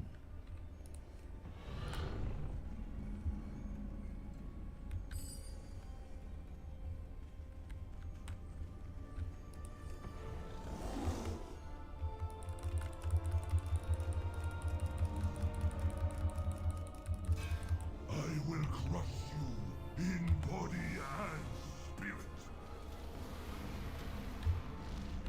You'll see your mistake soon enough. There is nothing I cannot fix. Soon, you will understand where my subject, the darkness, comes from. To have angered the Emperor. The sentence. I don't want you to die. Secret passage has opened beneath the platform. This one. Look at the dust along the floor. These dark halls have not seen footfalls for many centuries.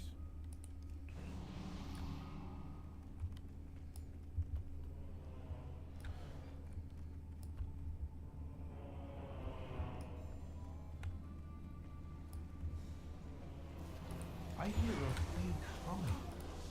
It is coming from this direction.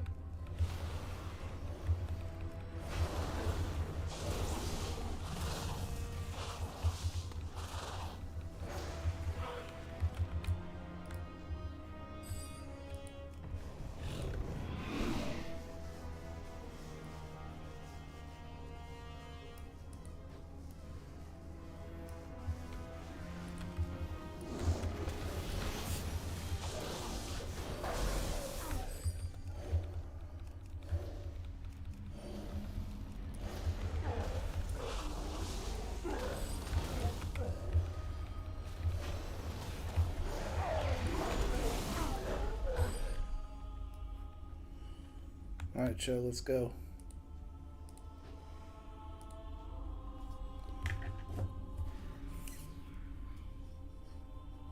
This room pulses with energy, but feels unlike any we have seen so far.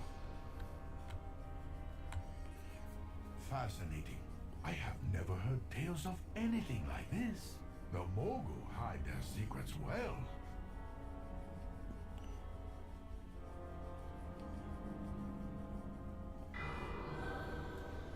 This seems to be a terminal controlling the device. Let's see here.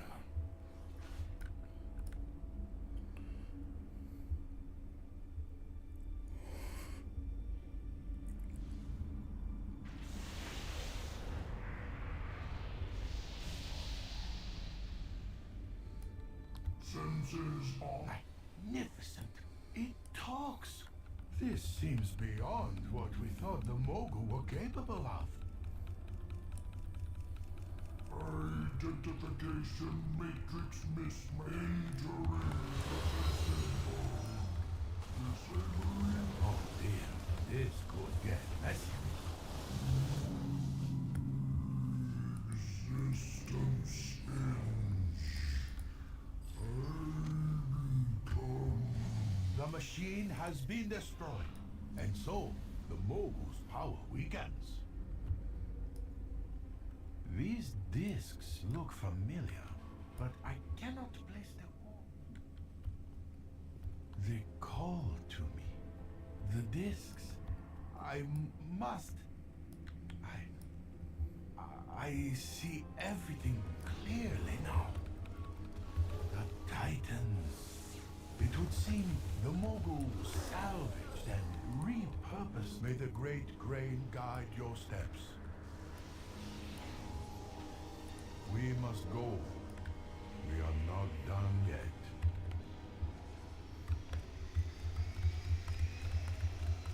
The Emperor's rage echoes through the hills.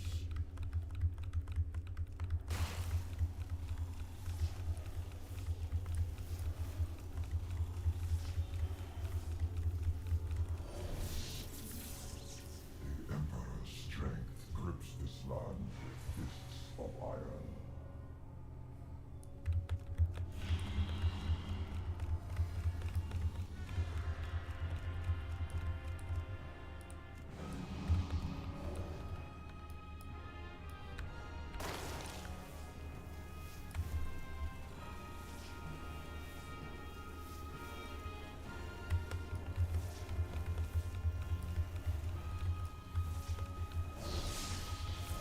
The Emperor's courage burns everlasting.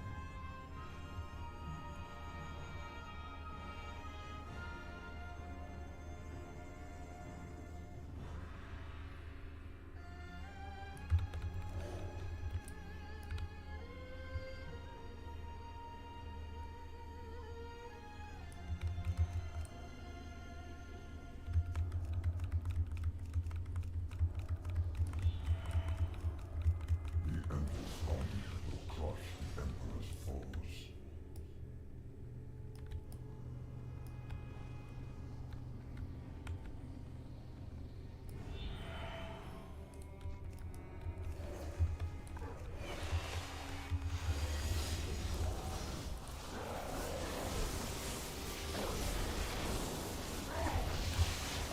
Emperor's rage echoes. Easy. It is done then. Yet, how many of these machines are hidden beneath the earth? How much do we not know about the dark secrets of the Mogu? I fear that our war against our ancient enemies is still far from over.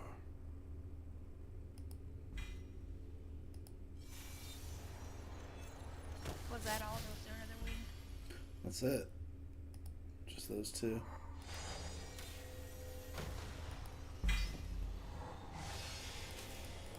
These reset every day too. Right.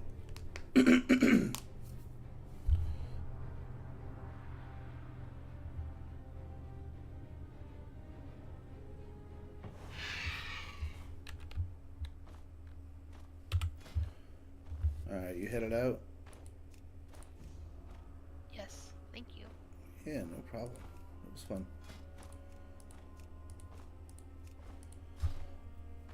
I'll probably, I don't know, I'll probably stay up for a while and play.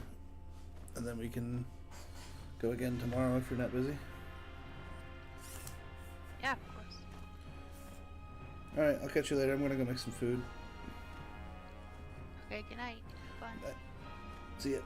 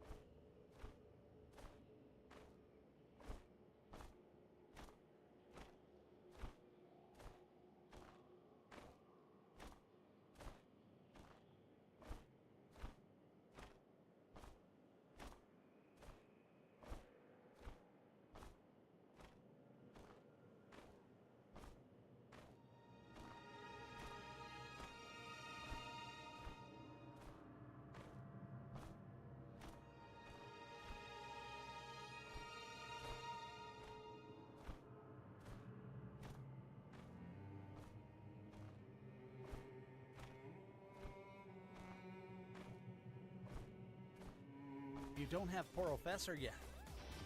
Yes, it makes such a big difference. Whoa. Video iPod. I finally broke down and bought myself a plasma TV. Check it out. I actually hung this on the wall myself. It's good. I'll show you something. A lot of people in the room. You need more space. Voila, right into the wall. Wow. I love a picture of the two of us. So also take to Costa Rica. Sure, do you have a camera here? Does anyone have a camera here? No one has a camera here. I'll go get one.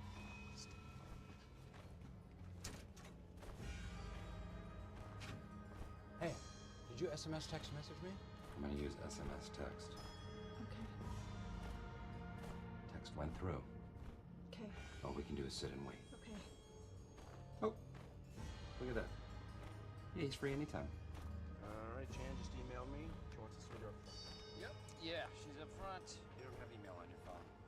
I don't have to. I just know. Yes. Hello.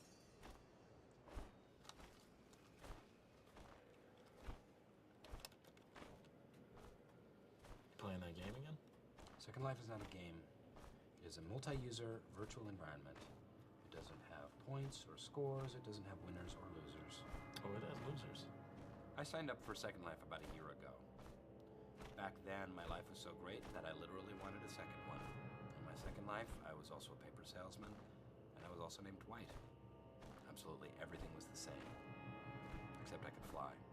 So then the next movie moves to the top of the queue. So number 5 becomes number 4, number 6 becomes number 5, number 3 becomes number 2, etc., etc. And let's just say that I just sent back Love Actually, which was awesome. And they sent me Uptown Girls, which is also awesome. But guess what? Now I want to see Love Actually again, but it's at the bottom of the queue. Oh no, what do I do? What I do is this.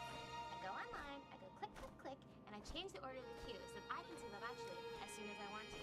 It's so easy, Ryan. Do you really not know how Netflix works? I guess I forgot. You're such a dick. Ryan, well done. 2 minutes, 42 seconds. Additionally, Pam, you win 10 because she said awesome 12 times. And Jim, you win 5 because she mentioned 6 romantic comedies. Oh, man, is that a present for a bra sport? You've seen one of these? Like an iPod, only they're better because they're chunkier and more solid. Roy gave it to me for Christmas. I'm trying to figure out how to use it. No, don't go there. I know this Russian website. You can download songs for 2 cents a piece. Really? Yeah, I'll write down the address for you. Is the somewhere in Russia? Kidding. Why would it be? Okay, see you later, Pam.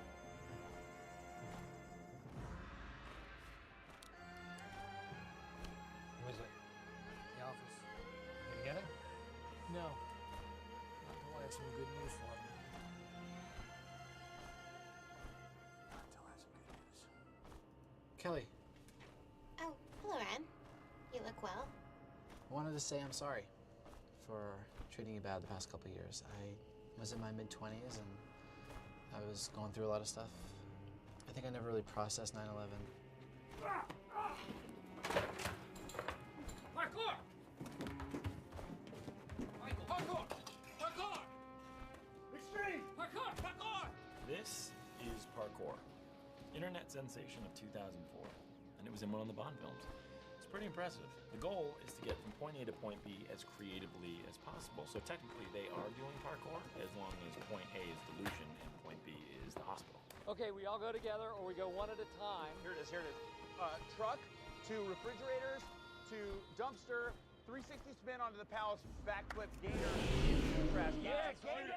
Yeah! Parkour! Parkour! Parkour! Parkour! I'm right behind you, Andy! Come on! Yeah!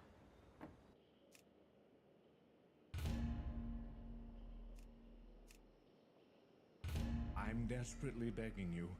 There's a link in the description. There's a code. The architect.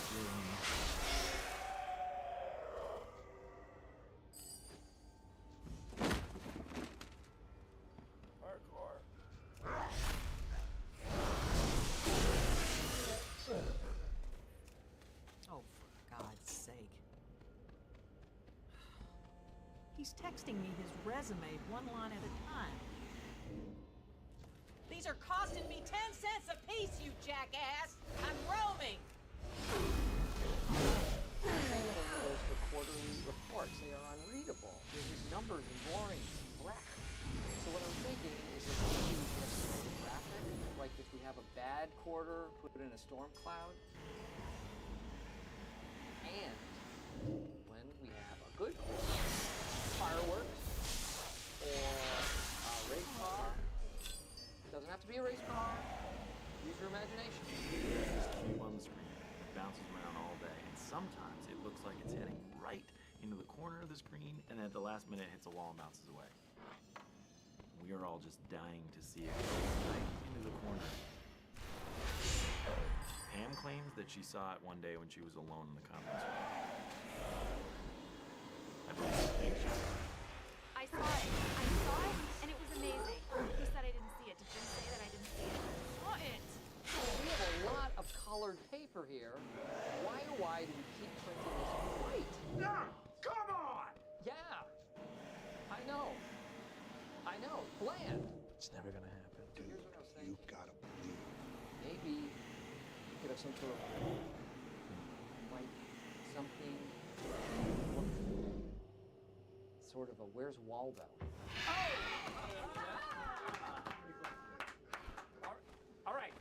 All right, let's quit while we're ahead. That was so That was awesome.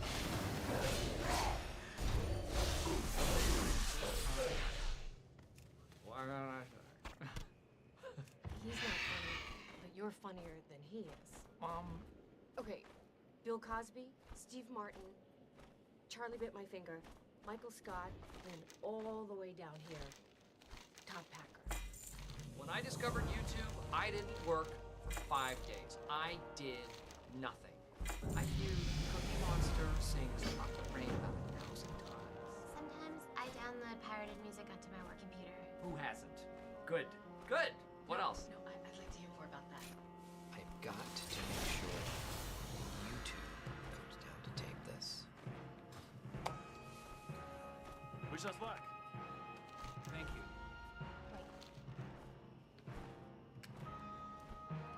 Hold on. Disposable cameras are fun, although it does seem wasteful and you don't ever get to see your pictures. If it's an important event that you want to remember, I recommend using a real camera. But I don't care if I forget today.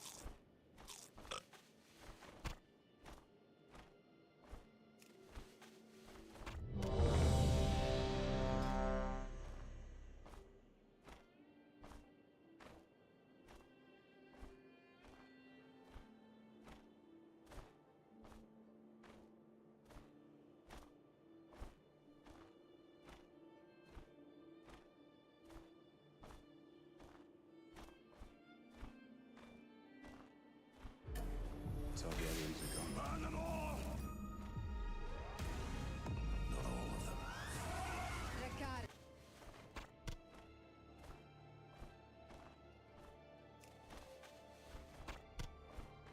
I'm in hell! I'm burning! Help me! You shouldn't joke about that.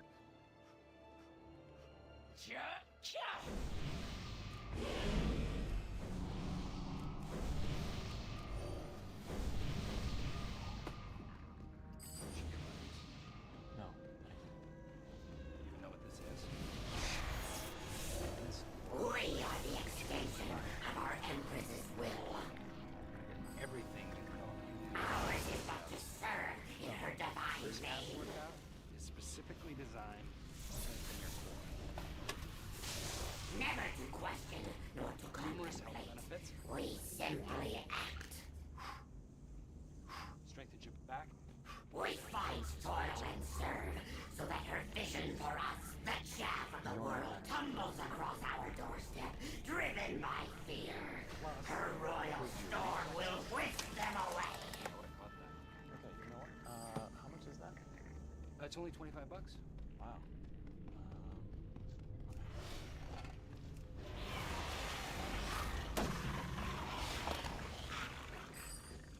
You're a good guy. Michael appears to be gay. They are but the waves crashing upon the mountain of her divine will. They may rise again and again, but will accomplish nothing. We are unfazed. The divine challenges us to face these intruders. And so it falls to us, her chosen voice. The divine chose us to give mortal voice to her divine will. We are but the vessel that enacts her will.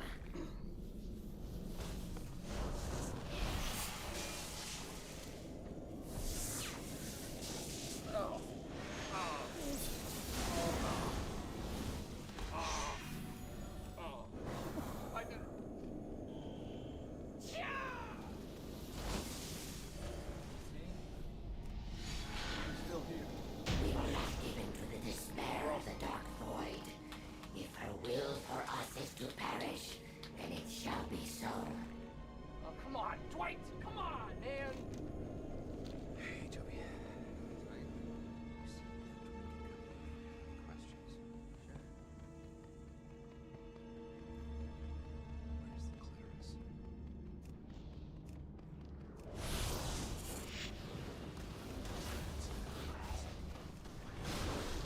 One technique alone is not enough. They failed their test. Will you?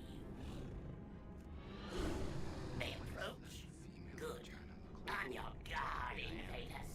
I, Kayak, Lord of Blades, will be your opponent. I'm just sad the public school system failed him so badly. Can you follow my blade? What are you writing? Don't write Ebola or mad cow disease.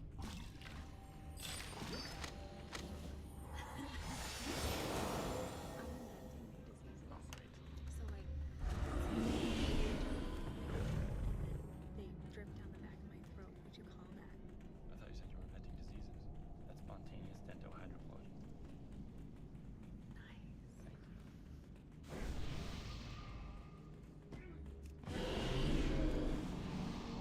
All right, who did this?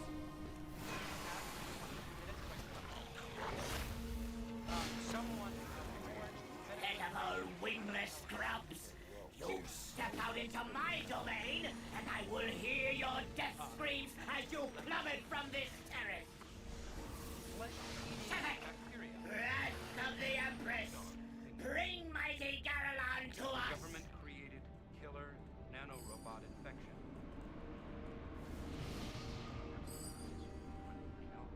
Okay, fine. You know what? I have to interview each and every one of you until the perpetrator makes him or herself known. No healthcare coverage for anyone.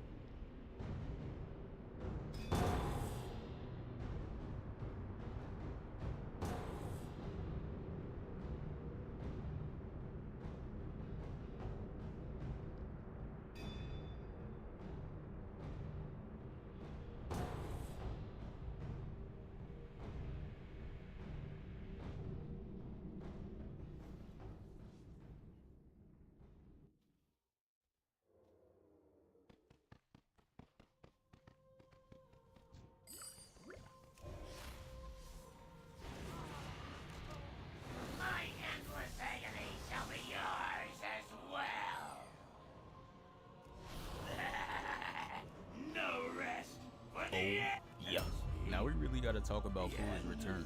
He has me weak. Bro got cooked in the first movie and came back to be a Decepticon with shadow clones, basically Ultron. And the thing about that is, now if you get cooked, you got nobody to blame because it's a whole bunch of news. You're really just gonna have to take your L's and say GG's and walk off. But shit really starts off with Goku and his crew heading off to Namek. But they look at the screen and see that someone already has their mittens on it. And look at that guy Piccolo. He in this bitch like he about to suit up. And I'd be just like him because Frieza and his brother are running shit on Namek like Kobe and Shaq. See, if I'm Piccolo, I'm becoming Michelin without you as a Namekian badass. Like shit, bro. You gotta have some type of legacy for the Namekian because they don't deserve it. They're literally beyond people. Their diet is straight water and ice, and they can't box for shit. They're the definition of what I do. You know Cooler really a villain when he got the elderly doing the 100-meter dash. Bro out there running like it's that one SpongeBob episode where they call Texas stupid, and Sammy was out there chasing him down. Look at him. The hero. Someone please. He gets dragged in front of the Namekians, and one of them in the line was like, "That's a great idea. Fuck this walking shit." Hits his fake ass face and gets dragged too. So far, So after watching these people get cooked, Piccolo's twin said, "Nah, fuck that." Takes the handcuffs with no chains and breaks out of it. And look how Son hit the roll up the line. Yeah, with the pull up like that, he gotta be a part of Piccolo's immediate family. Shit was so clean, I almost believed he was about to do something. But nah, he flies over there and this bot catches him one hand and he just tosses him. His coldness was short-lived. Now he in that Fortnite knock position. Someone get him a med kit. The bot's getting ready to thirst him, but right as he fires at him, Gohan pulls up and knocks the beam out. To get started in data analytics, you don't need previous experience or a degree. The Google Data Analytics Certificate will teach you Mograine. Creating the smoke and getting him out of there. And this is when I knew there was gonna be a bunch of IV flicks in this movie for Goku, because when the smoke clears, his ass is just standing there, staring. And honestly, it was so clean, not even Krillin could ruin the moment. Look at him, putting up the deuce when we know he's not gonna put in pain. Cooler sitting there unimpressed because he knows he got a better intro though. Peep game. He summons the army to line up and they all spawn in left and right. And then Cooler's gonna come in and part them like the Red Seas. He's walking in and he's just straight up glistening. Looks like he dipped himself in movie theater butter. Even had Piccolo like, "Nah, what is that? That luster." The time for introductions are over. They are ready for the boxing to commence. Cooler sends his army of bots to go attack, and I want you to guess out of these three who gets cooked first. I'll give you a hint. He's bald and short. Piccolo and Gohan take off just fine, but when Krillin does it, they sit his ass down immediately. Yeah, the scriptwriters were in the studio straight giggling. Knew from this point on his ass was about to be comic relief. Not even Gohan, who spawned in 7 years ago, got sat down like that. He's out there putting up a better performance, hitting attacks and dodging. He didn't do any damage, but hey, at least he's not out there eating rocks like Krillin. They got 3 on Piccolo right now, and there's clearly a malfunction in their programming, cause no way they gave Piccolo 3 and Krillin got 4 bodies on him. Let's be serious today. You must have mistaken Brody for One Punch Man or something. I know they could look alike from afar, but come on now. That is simply not him. Krillin tries to cook with what little screen time he has left, and it's not looking good. The bots who have Kawhi Leonard's personality downloaded are just looking at him with disappointment. So yeah, his performance is looking bad right now, but Piccolo ain't safe either. Cause the same shit happens to him and he's just like, nah. And then the cameraman gets mad close to him to document that embarrassing moment. Piccolo wanted to tell him to back up so bad. That shit had him sweating, so he had to think of something fast to get rid of the embarrassment. So he went to Old Reliable, threw off the turban and cape like it was the problem. What did I do? The camera pans to Gohan though, and it's looking like he's about to keep that losing record on Namek. Gohan getting smacked around with that green background is all too familiar. Krillin's also getting his shit rocked though as he crashes into Gohan. So Piccolo's just like, shit, I might as well join him. But he didn't get bitched or anything like Gohan and Krillin, he just slowly descends down. He had something to say to Krillin though, he just like, hey Krillin, not gonna lie, they're putting 4 on you and 3 on me is ludicrous. Man, stop hating.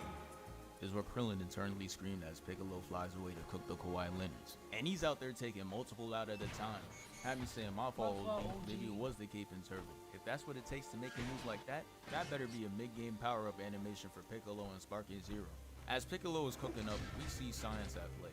The simple law of motion creates more motion. And now all of a sudden they have the ability to catch a body too.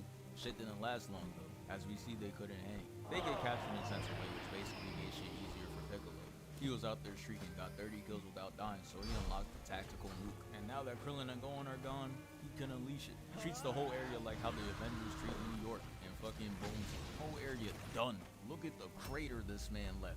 He absolutely made sure he didn't get dropped in this movie, I'll tell you that. But now it's time for the main course. Goku versus Cooler in that shiny rarity. It starts off with Cooler catching Goku's punch. And yeah, my boy coming in different this time. He ain't come here to play. That performance in that last movie was absolutely disappointing. Man's had a whole new form just to still get worked by Super Saiyan. They start throwing hands in an invisible elevator though, and Goku finds an opening and grabs his tail. As he throws him, he lets out a little giggle, which causes Cooler to get enraged and start chasing him down. This was all a part of Goku's plan though. Made him and catch him off guard. But once he hits him, he notices Cooler is not phased and knew that smirk couldn't mean anything good. So he tried to keep that Cobra Kai mentality of striking first, and it's clearly not working. Cooler felt bad, so he had to hit him with the stop. This isn't you. Treating his ass like Bruce Banner. He then proceeds to give him a mean 3-piece combo with no biscuit, starting it off with a knee, making Goku hit the Iron Man. Then he hits him with a gut check, stretching his back out, pause, and spikes him to the ground. That boy Goku hit the floor like,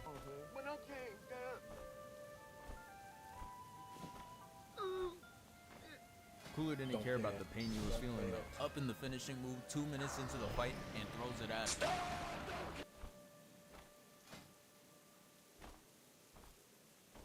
It's time to start my second life. The farming life that I wished for. We're about. But Goku's not dying in 2 minutes though, we know this. He not sorry. He uses instant transmission to get up behind him, and he's posted up like the boogeyman. He starts yapping and flexing that he learned this new technique called instant transmission, and Cooler just like, oh, you thought you was special? I could do that shit too. Those words had Goku perplexed. He wasn't ready to get hit with his own move. He came up and smacked the taste out of his mouth. Had Goku contemplating if he's really like that. He gets kicked up and makes Cooler turn at the Madam Web audience, and Goku tries to sneak him back. And the point of this whole exchange is that they're spamming instant transmission. But shit just looks like normal Dragon Ball Z.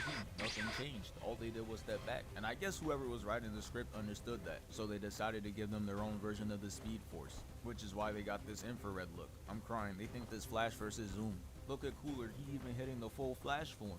He catches up to Goku, takes him out the animation, and uses his head to break the rock in front of him. Then he tosses him away and goes up to hit him with that knee of justice. And I thought he did it to him for a second. This frame had him looking crazy. But instead, it was revealed that he caught that shit and uses it to reintroduce Super Saiyan.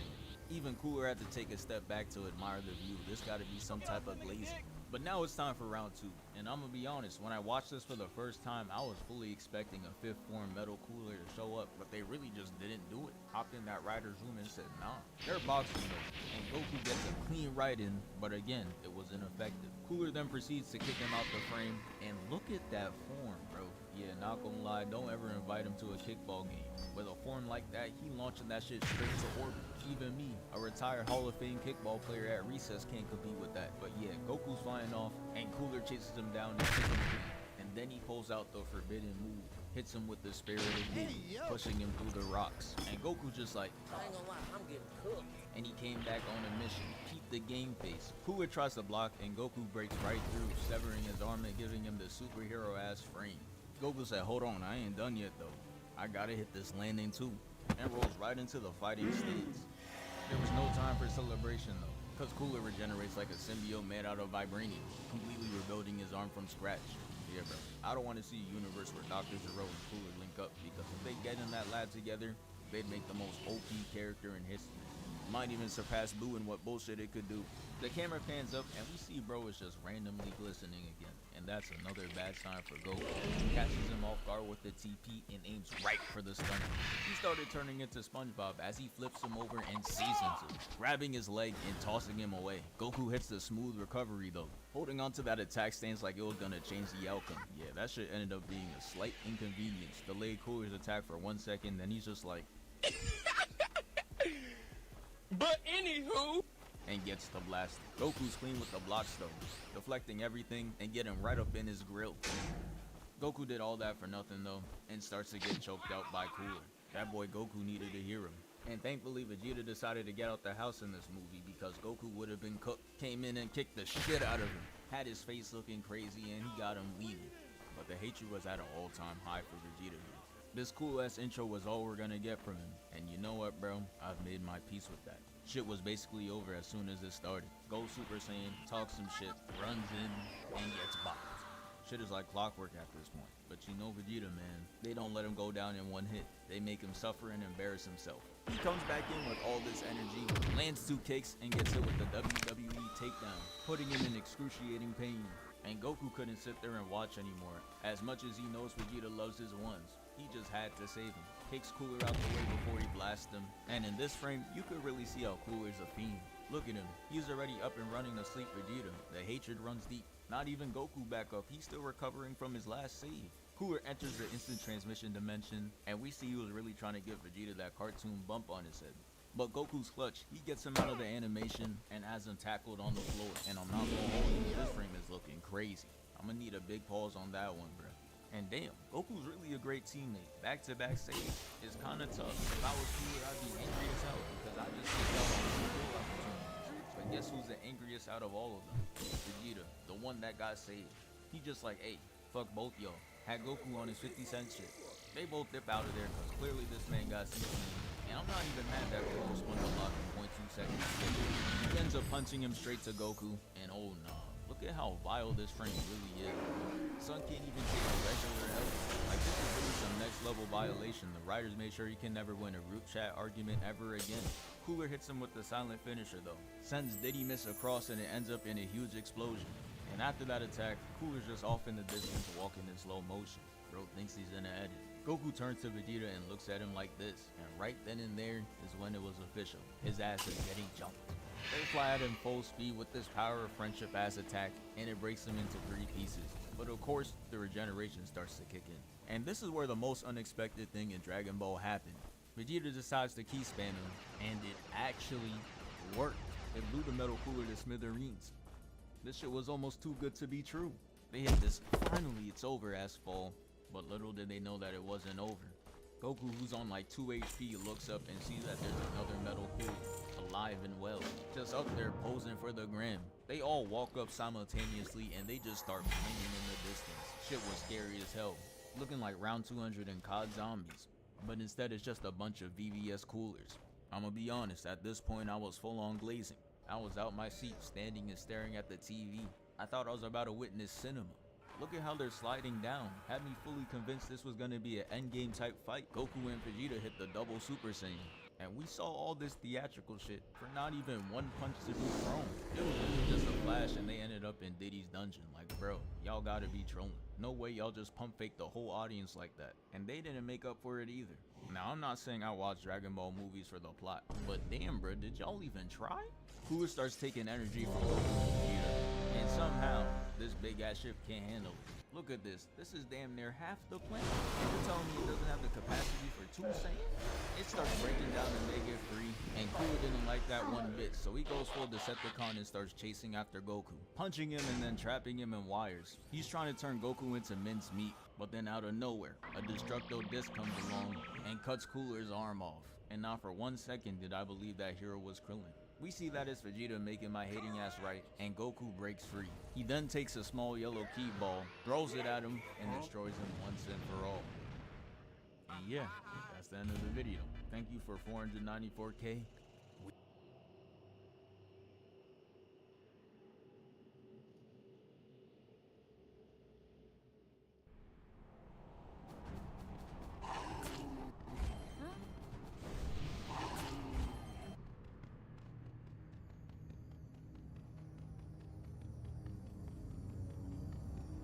Oh no.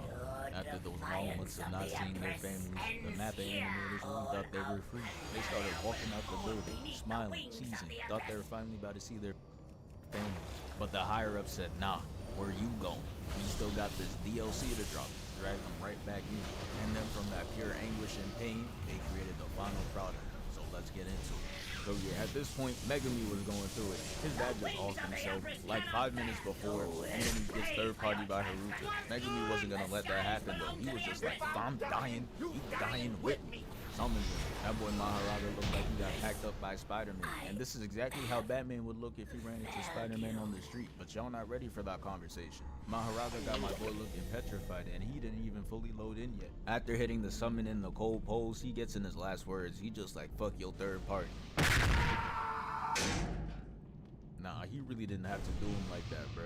He went from having a cold moment to this, damn, I guess this is it, ass expression. And Haruta had front row tickets to see all that, and now he's on the brink of tears, because he knows his ass is next. Robin starts to walk down. Footsteps sound like Rod Wade's midnight snack. Got Haruta's survival instincts on straight zero. Like he took 2 steps back and fell. Yeah, his ass didn't stand a chance. Haruta was seeing his life flash before his eyes, and that shit had me ecstatic. I was watching my screen like I was Plankton. Bro turned to Megami telling him to get up! But looking at him, he clearly not getting up anytime soon. Shit looks like he got quickscoped right in the head. Raga throws the arm, and this right here is when Sukuna gives more attention to Megami than his own father. Bro pulls up and he's just like, son, what'd they do to you? And by saving Haruta, he saves Megami's life too. He didn't even know Megami for that long, and he's already up 30 as the father who stepped up. Toji really a piece of shit. Boxed drawings and asked if he got drafted into the league. Homie said nah and decided it was better to go to an infinite Michael Jackson concert. That bar to do better than Toji was very low. Shit was in hell. Sukuna starts walking up to Maharaga with his hands in his pockets like he's Darvin Ham, and they stand off against each other. Maharaga starts it off by showing us he got the Optimus Prime attachment in his inventory. Swings at him, but Sukuna blocks him. Maharaga didn't like that, so he tries completely crushing him, and he gets hit with the right hook, and that got his stupid ass leaning. He puts his 2 fingers out like he hit in the Itachi, and then he slices. After that, he lands, trying to hit him with the finisher, but he gets countered, sending them both into the buildings, and they come back out like it's a walkout for a boxing match. Both of them thinking they cold as hell. Sukuna pops out with the bev and popcorn, and Maharaga walks out like the heavy character he is. Sukuna didn't like that his swag was being tested, so he immediately attacked him. And Maharaga really don't be letting shit slide, because within the next second, he's dragging Sukuna through the buildings like Broly. And I really need a replay on this, because that boy Maharaga was using that Mach a million to get into that building. Like, really watch him zoom across the screen. That shit is insanity.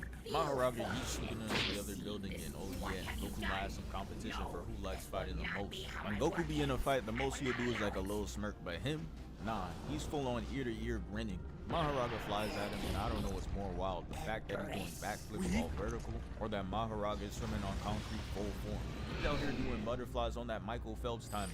He tries hitting him with a heavy attack, but Sukuna lands the quick hook. He grabs him and look at him again with that devious ass smile. You know he plotting something. He turns his arm into Slice Malonga, and he was just like, you know what, give me that leg too. Then he hits him with that Didi Osama scream, pushing him all the way back. He recovers by landing on the building like Spider-Man, but you know Maharaga got that Hall of Fame chase down, so within literal seconds, he's right back on him, pushing him down, and Sukuna is just cheesing. And since he wants to do it so much, we just gonna have to put a counter on bro. He at 3 right now since the start of the fight. And what type of unorthodox attack is Maharaga pulling? He got his hand on his leg and he's pressing down. This shit is not boxing. This ain't why we watch. Sukuna kicks him into the building and goes to swing at him, but Raga stops it by clashing punches, making the scene look like it came straight out of Dragon Ball. They drop down and bro, Maharaga really gets sauced there because he throws some punches and tries to sneak in a blade. And I never seen a character get their blade blocked with fingers and still cook up, so that's how I knew Maharaga was gonna lose in this game. He throws 400 more punches like he ain't seen trying to sneak that blade in. And hits all 400 perfect hair. And as if that was a Yamcha level sorry enough, he gets hit with a bloody backhand that sends him floating. Looking like this. Sukuna pulls out the elevator, ties him up, and yeets him into the building across. And yeah, don't think I don't see that. That's number 5. And this really be the shit I'm talking about, bruh. Maharaga picks up a car, and I can't imagine working a 9 to 5 in Shibuya. Cause if my car gets tossed like that just to do no damage, I'm sick to my stomach. Because there's really just no point. You knew it wasn't gonna work. You're just doing it cause you can. And guess what? Sukuna penalty kicks it right back to him. And instead he's the one that gets hurt. That's what his dumb ass gets. But let's really talk about it. Characters that just be relying on regeneration or being damn near immortal, be having the weakest bags for them. You know they always gonna have 0 evasive skills. Y'all seen Zamatsu in the Goku Black arc. Anytime anyone threw an attack at him, it always connected. And don't get me started on Boom. Skillless, talentless. Take his regeneration from him and he a lifetime bubblegum mascot. He wouldn't ever square up again. Look at Goku using him as a paddle ball. Maharaga fixes himself and sends Sukuna flying through buildings. Not gonna lie, Maharaga might be for the people. He about to make rent as much as a biggie bag after he's done with this city. $5 a month. Sukuna lands in the building though, and as you can see there's civilians here who are clearly not seeing tomorrow. Maharaga breaks through, tries to hit him, but he weaves it. And you expect his first counterattack to be on Maharaga, but nah. he goes after straight civilians, boosts his KD, and then he moves on to attack Maharaga. He booms the whole building, and then we see Maharaga laid out on the floor. Shit looking like a whole murder scene. But he gets right back up and tries to grab him. But he not touching him, he's stamped in Weeb Nation. He dodges his other attack, and something about this is very suspect, cause smiling while letting your throat do the work is very unusual. Might be just as suspect as having a throat tattoo that says 1 of 1, cause what do you mean by that? After showing that he was Datara's cousin, we see that Rock Lee's influence is really generational, cause he hits him with the intro to the Lotus, sending him flying up, and then he punches him into the other building. He's sitting there like he about to do the meanest 200-meter dash, but then he gets up and starts foaming out the mouth, and I cannot lie, this is where they really started to lose me. Cause he hits him with this attack while hitting the Vogue pose, and then a second later, he's just on this cube, spread eagle, flying into the air, and Maharaga's chasing him down like he on a mission. You would really think the way he's moving, Sukuna's about to get his shit folded, but nah. Instead, Sukuna flips it on him and ends up tossing him. And look at this, smile number 9. Yeah, at this point, his only comp for who smiles the most is the Joker and fucking Chip Skylark. Those the big 3. He goes up to him, kicks him out the way, and then this man grabs the crane hook like Tarzan and just kicks him down. How do you get work like that? And I'm not gonna lie, the shit that happens next makes even less sense to me. Maharaga gets up and tries to grab Sukuna, but somehow he's just all strung up. Like, when did this shit even happen? He just touched the ground 2 seconds ago. And do my eyes deceive me? There's no way you're telling me he's getting held up by these low ass strings. Megumi done pump fake this shit for 2 seasons just for bro to get held up by dental floss. This is crazy work. Animation's so good, I forgot Maharaga's stats was 3 hits, 10 cars thrown, and 80 buildings destroyed. He really not doing shit for real. The city is still crumbling, and just like the Avengers, they don't give 2 shits about it. Sukuna chases down Maharaga, and he breaks the piece of the building. And he finally starts showing some IQ, shows that head is not for decoration. He uses the rubble as cover, and breaks through it to hit him with a surprise attack. And he must have ate a Mario mushroom too, because he's 3 times the size he was before. Look at this man's fist, it's damn near the same size as Sukuna. He hits him with the oversized right hook into the train combo, and this is the first and last time you're gonna see some shit like this, I promise you. He breaks out the train, turning it into measuring tape, and Maharaga's behind him trying to sneak a kick. Sukuna side-eyes the attack, acting like it's gonna be light work, but the second he came into contact, he realized it was nothing to play with.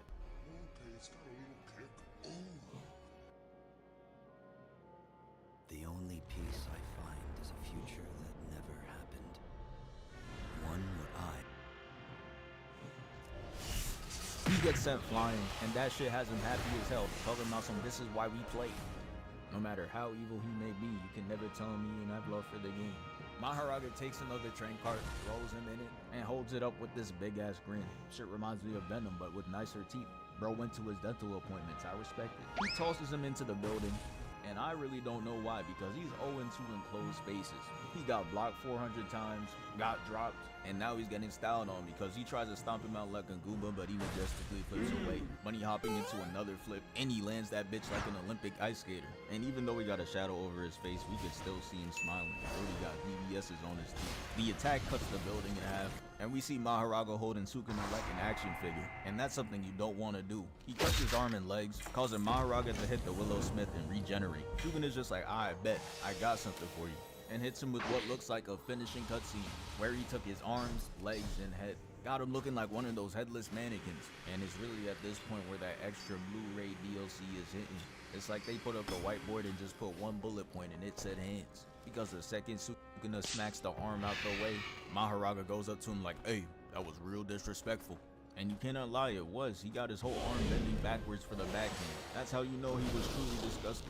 Sukuna just like, what you gonna do about it? He's not afraid of a dude with a pirate ship steering wheel or something. He wants his shit back. They did all this standoff shit for no one to get a single hit in. Sukuna had to make sure he got something out of it though as he jumps away to show off his skills. We aren't impressed though because those are some shitty kicks. So I'm gonna need you to get those shits off the screen and go back to boxing. Maharaga gets his body slashed but he still somehow knees him. And flies at him with the upper half of his body and punches him. With his arm severed, sends him flying with the Bluetooth Rainman punch. And this time he hits him with his left hand in a severed head, causing him to spin out of control. And now he's just chasing him down head only. Bro, this cannot be fair. How much more does he have to do? Maharaga brings his body back, causing Sukuna to be in a critical position. And I would really be clenching my fist here because there's no way I chop bro 3 separate times to be in this position. He weaves the attack though and lands with his hand out. Don't be fooled though because this was really one of those tactics. Couldn't let Maharaga know his next move. because in the next frame, bro says, "Hee!" Straight up airbending and turning this man into straight scribbles. Sukuna starts smiling and hits him with the pump fake. Got his ass blocking and cowering in fear. You know he feeling the damage when he got that "please don't hurt me" ass stance. Sukuna flips over him, and that boy Raga is straight up lagging. Got him looking goofy. You would think that he's hitting a speed bag. Sukuna makes his body paint the wall red though, so you know Mahoraga had to try to get back. Notice how I said try though, cause he comes back and gets absolutely worked. Mahoraga swings and Sukuna ducks. Then he jumps up, causing Mahoraga to block high, and he knows he got him right where he wants him. Slashes the torso. Mahoraga charges up this crazy swing though, you can't even see any of his arm. All that shit for nothing though, cause Sukuna weaves it, slashes his torso, comes back around, does it again. Then he goes up to hang off the steering wheel to make a Skate 4 poster. And at this point, I'm already knowing those out in the studio animating anything, because no way Sukuna's hitting the Michael Jackson emote, gliding across the screen, while Mahoraga's out there lagging and shadow boxing for the second time. And I don't know what happened after that, because they somehow change stages and end up in a subway. Mahoraga comes in and hits him with a gargantuan gut punch, or so I believe, because Sukuna actually blocked it, rotates on his arm, and takes him away. Got his surroundings looking like he traveled back in time. And now it's time for the final phase of the fight. So Mahoraga comes out the rubble, takes up a piece of the tower, and throws it at Sukuna, who's just sitting there moving like he's in an edit. And I'm not gonna lie, whoever's the cameraman that's recording him so he's up on the big screen, that gotta be some type of glazing, cause no way you're out there getting the right angles of bro when the environment is a threat to your life. After causing a hail of rocks to the city, he gets up and starts bowing, admiring his own work. Self-glaze is crazy, I'ma need you to get over yourself. Keep this up and I'ma have to intervene. The next scene, we see them somehow crash into a plane, and then Sukuna throws him away. Then he takes a plane wing and hits him with it, and it sends him sonic barreling all the way into the pool. And hold up, bro, what type of dangerous ass pool is this? Mahoraga's like 9 foot something, so this pool must be like 50 feet deep. He gets the radio tower thrown at him with perfect aim, and that's how you know it's really time to wrap up this fight. A plane wing and a radio tower back to back is insane work. Don't even bother swimming back up. I know a sensei that's an expert at it. He takes all the water, dissipates it, and they just go back to fighting, which is throwing random shit at each other. Mahoraga throws a giant ass pillar, and Sukuna's just cutting through all of it. Raga really thought it was his chance to sneak up on him, but Sukuna was prepared, ups the finger on him, and sends him back down, which gave him enough space to hit him with the finisher. You see this big ass grin, the red background, and he's starting to clasp his hands. Mahoraga's out there trying to stop him, but he's already moving in slow motion, so you know it's over. Sukuna went into his bag, takes out the flame arrow, and just bombs the whole place, which allows him to defeat Mahoraga and win the fight. And yeah, that's the end of the video. Thank you for 466K. We moving.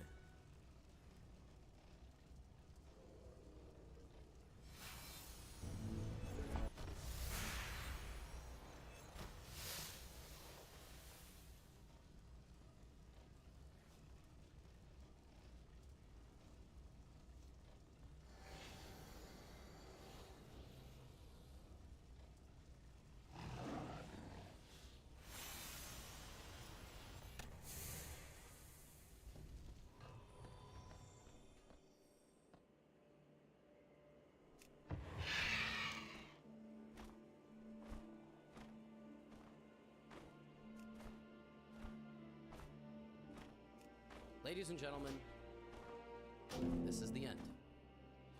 This is my final video from the Madrid Chess Festival 2024.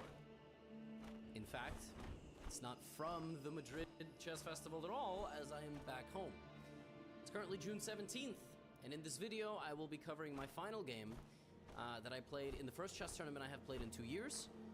And at the end I will give you my full, unfiltered thoughts of how the tournament went, and what this means for the future. So if you are a fan of Gotham Road to Grandmaster content, this is a big episode, all right? And I hope you enjoy. In the 8th round, I lost a heartbreaking game to Julio Suarez Gomez, an international master with a rating of 2477. Basically, the winner of that game would get a Grandmaster norm. If we drew, maybe we would still both get one, but I lost. He also mentioned in an interview that he has flatmates that watch my videos, and he's been watching my videos. So Julio, it was a great game. One of us probably had to lose, and it's okay. Shout out to Julio's flatmates, by the way.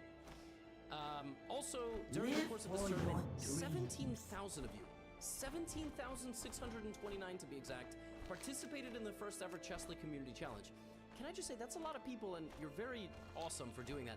But like 600,000 of you were watching these recaps. Guys, I told you, if you have a course on Chesley, all you gotta do is log in and do some daily tasks. You're exposing yourself for being a little bit lazy. You didn't have to do much to unlock some amazing rewards. We're gonna be doing more of that in the future. We're gonna be gamifying Chesley. It's gonna be awesome. Folks, the end of the tournament. Next one is on me. May the mists protect you. There is no hope.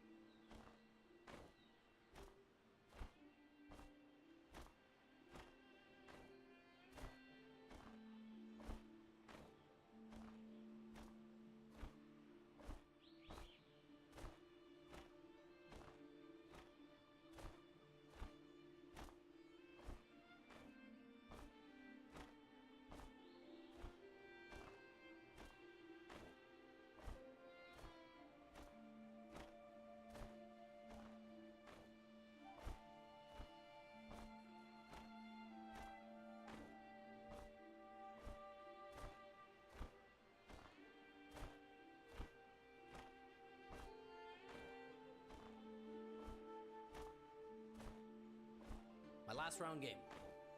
Going into this game was a little bit difficult because obviously I didn't go into this tournament trying to get a GM norm. And yet I suddenly found myself in a situation where I actually could do that. Now, if you don't know how to become a Grandmaster, you need to get 3 norms, which is 3 tournament performances, and you need a rating of 2,500. So even if I got a norm, I'm very far away. My opponent, Daniel Tabuenca, is a young man, 15 years old, from Spain. He's already higher rated than me. Not at my peak, but he's obviously very, very strong. And he needed a draw in this game to get an IM norm. Now, it is customary where if you're playing against someone that only needs a draw in the final round and you have nothing to play for, you just kind of give them a draw because they kind of earned it. Some of you are gonna think that's like match fixing or whatever. Chess is weird. It's weird, but it's the culture. All right. I wasn't gonna do that though. He actually offered me a draw, like I think somewhere early in the game, and I was like, no, I want to play. Like, let's play. I'm gonna try to win, and if you beat me, great. If I lose 2 games in a row to end this tournament, great. But I'm gonna try to win. So I played the Queen's Gambit. I want to set a good example. And he played a6. He played a very strange move order. I think he wanted to avoid the Trumpowski. I guess. So he played this, and I saw that in a previous game he had played this setup. He had played Knight C3 and Knight F6. The A6 Queen's Gambit declined. Actually, an opening that I played myself in this tournament against Pepe Cuenca. And actually, I had this same exact position on the board against Pepe, and I went here. Pepe, rather, went Bishop G5 in the game. Remember, and in that game, I played Knight F6. Pepe went here, take, and C5. And then it was an interesting game, which ultimately ended in a draw. What's funny is that all the same stuff happened in this game. And by the way, if you're wondering why I was 15 minutes down, I was late to the game. I stopped by a local cafe about 2 minutes before the game started, and it took me 15 minutes to get a cup of coffee. Spain, I love you. You were a great country. Oh my God, your service in cafes is so hit or miss. Like in New York, you get a lot more. In Spain, it could be siesta time by the time you get the latte. So I was like 15 minutes late. And here he played this move B5. Figured it out over the board. And I got it. But I got it after playing my move. Like, my original idea to play B5 was to treat the bishop as diagonal, like this. And then to just very quickly play A5.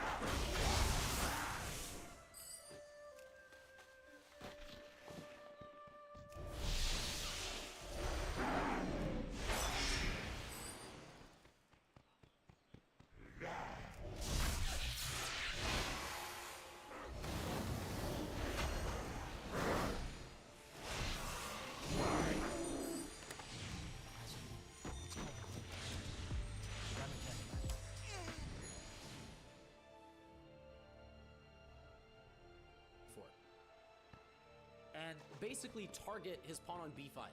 If the pawn goes forward, now I get complete access to c4. And if he continues to go aggressively toward my center, this is wrong. This is wrong by him. Because I will very quickly swarm him with all my pieces. Like, this is too airy of a position. For example, you play a couple of moves, let's say like bishop takes f3, queen f3, rook c8, and suddenly you realize black is just too far behind the develop. Black needs one more move, and suddenly it's too late. Because if you take with a knight, d6 check is fatal. If you take with the king, you should be euthanized. And if you play queen d7, knight b6 wins the game. So you can't play like this with black. You gotta be really, really, really careful. If you play c6, your bishop's just really bad, and white just gets an advantage. And for whatever reason, I went here. Like, I can't really explain it. I mean, I kind of played this move almost just by hand because I was 15 minutes late to the game. Jade Serpent. And May the mist protect. Like, you'll notice I didn't spend a lot of, I spent like, 2 minutes. And I put the bishop on b3 and I pressed the clock and I was like, why did Jade Serpent. why? This is not. Welcome. I wanted to play the same plan, but part of me also wanted to push for d5. Like, the reason I didn't put the bishop back here is because I thought, well, in some positions you actually attack in the center. It's not the stupidest thought, but it's not what happened. So he played c5. I still was thinking, okay, like, I'm gonna castle. He can overextend, right? And then now I'm gonna break his structure with my pawns, which I thought was He played C5. There's no construction going on outside. If you hear it, please, you know how it works on this channel. I tell you about noise, you don't hear anything. So castles bishop e7. And I played a4, and I thought, I have a nice position. I'm gonna pressure his pawn, I'm gonna pressure this pawn. He has the ability again to overextend here, and then give me an opportunity to play in the center. I thought this was all very sensible. Again, b4 is a very bad move. It grants me access to the c4 square with my knight, which would be very nice. He thought I'd play this with knight d7. And I was like, really? Like, can't I take, knight c3, put pressure? I don't know. I mean, I thought about this. I thought I can just take on a8, and he would take with the queen. I play knight c3, and I even thought he could play c4 here. No, not here, because knight takes b5. But I was okay, like even b4, knight b5. I don't know. I didn't really see. Even I thought like bishop c6 was fine. It's not, because I can play e4 very quickly. So I thought maybe I could just rip open the entire position because I'm more developed than him. He needs minimum 2 moves to get castled, but if I start trading, of course he doesn't have to take with the queen. He can take with the bishop. Greetings, wanderer. Looks a little bit silly. There is no I thought maybe I could take, and then maybe he would take with a knight or something, but then I would trade his queen. But even this position is completely equal. This pawn is weak, but it's kind of impossible to attack. Like even knight c3, bishop c6 is just fine. So I thought for a long time after a4, knight d7, and I settled on queen e2. And again, the idea of queen e2 was baiting him into a fight. Like I wanted him to go c4, because then the position becomes imbalanced, because then he will, have this structure, but I will try to play for the center, and I will try to go b3. I also calculated after queen e2, queen b6, and I thought it would get very complicated. I was gonna go knight c3. Now I'm forcing him to play this move, and I may be even forcing him to play b4. And then I would play like knight b1 and maybe b3, and I mean, this looks completely ridiculous, but it's a complex game. And I thought, okay, I'm gonna play knight g2, or maybe even just blockade the pawns. That's not the best move, I should play knight d2.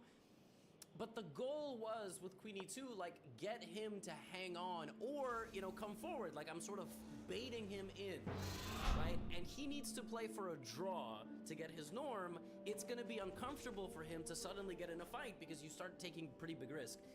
Also, this is never gonna happen, right? Like, literally, you get a +2 advantage if you take the pawn.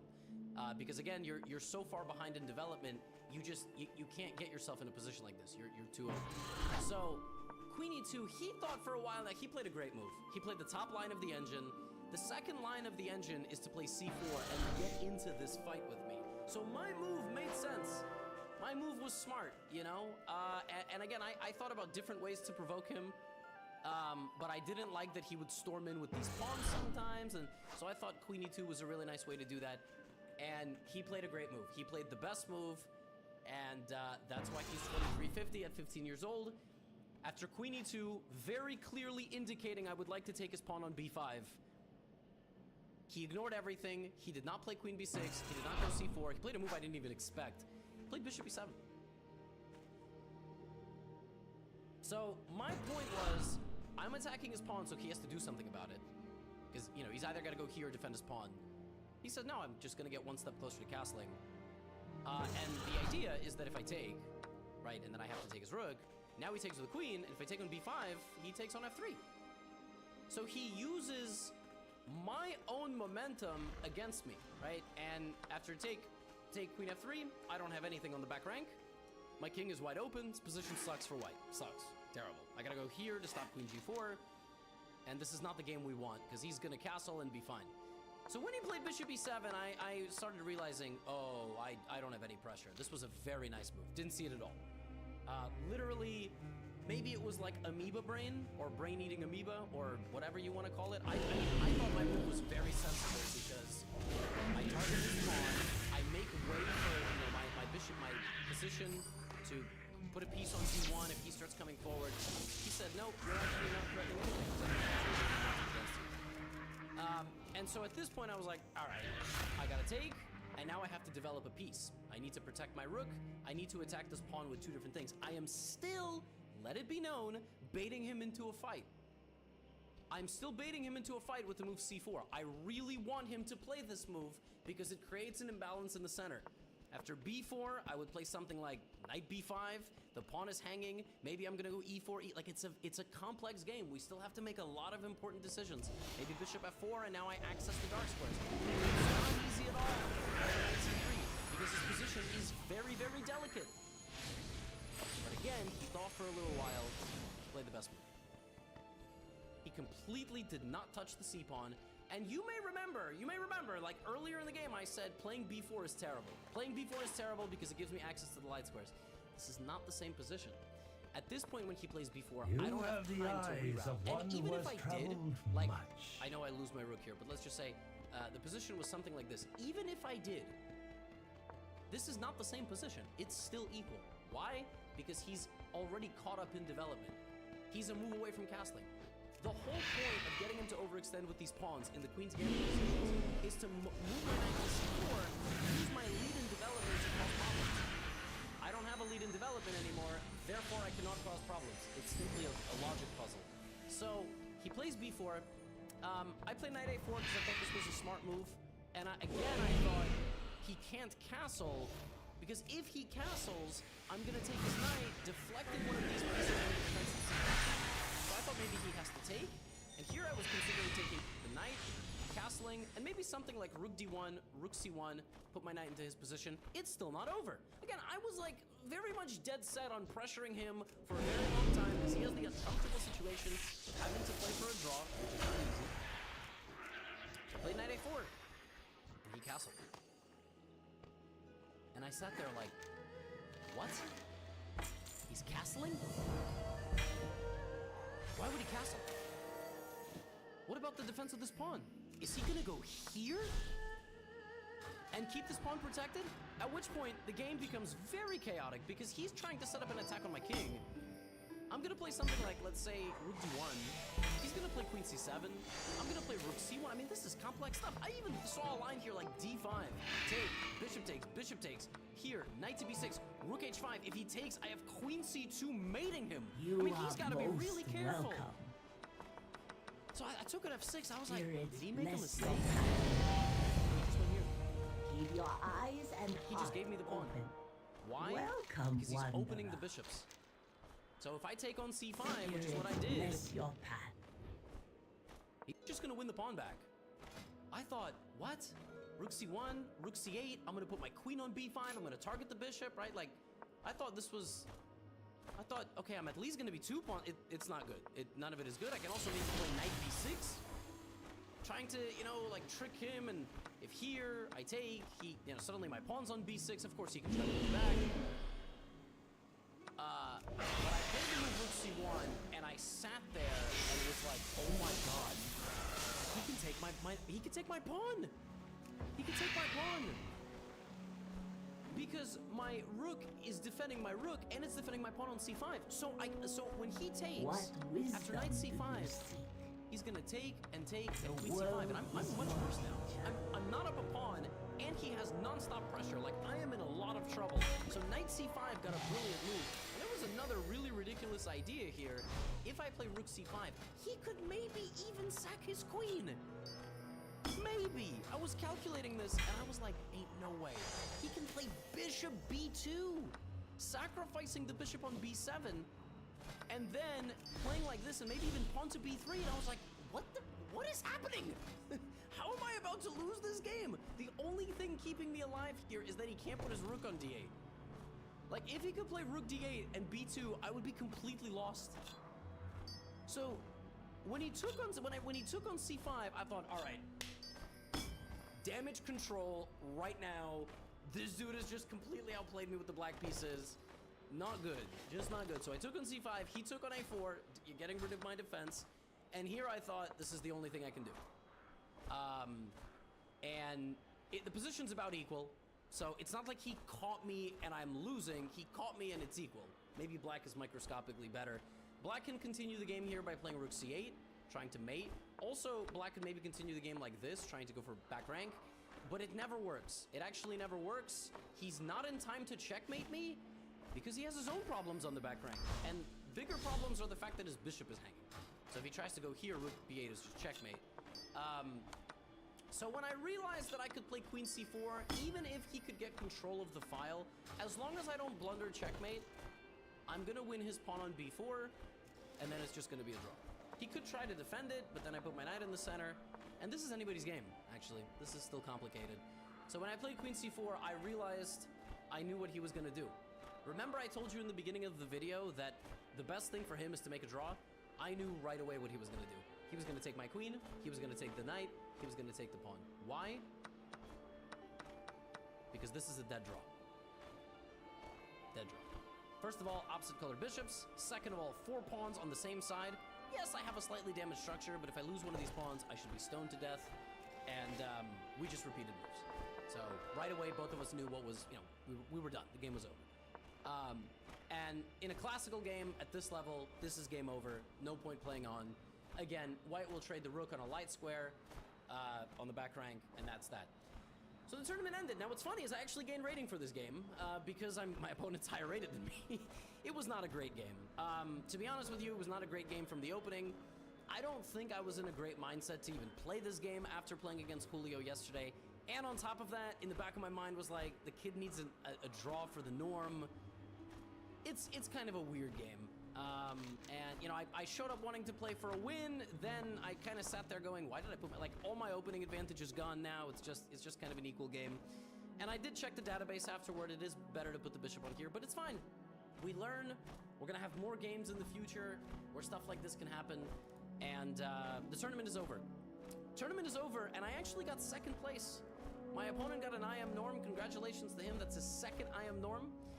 My previous opponent, Julio Suarez Gomez, he actually got a GM norm. So it was funny because I was leading the tournament halfway through, but these guys were in second and third place, and they both got norms. And it ultimately came down to that second game. Julio Suarez, actually, it's his second Grandmaster norm, and he's 24, like 95 or something. So yeah, guy's like a Grandmaster. I mean, he's probably gonna get the title very soon. If I had to lose to one guy in the tournament, I lost to the best player, probably. And this was my result. This is in Spanish because it's from the Chess Results website. I gained 25.7 points, bringing me to a rating of 2,348, roughly. I had a performance rating of 2531. After 5 rounds, it was 2,700. I mean, that was kind of, you know, fake. But I ended the tournament a little bit in a feeble way. Yeah, I mean, my impressions of the tournament are as follows. Before the tournament, I prepared a lot for my first 5 games. I knew everything that was going to happen. In game number 1 against Sosa, I knew it was going to be a two knights Caro-Kann. Pepe was going to be a solid positional game. Third game against Diego, he's very strong, but I'm going to play a way where he struggles against and maybe get a good position. That's exactly what happened. Game 4 against Akira, held with black, solid game, even was pressing for a little bit. And then against the Grandmaster from Cuba, Martinez, I also, like, I got the kind of game that I wanted. It was complicated, and I ultimately managed to pull out on top. But,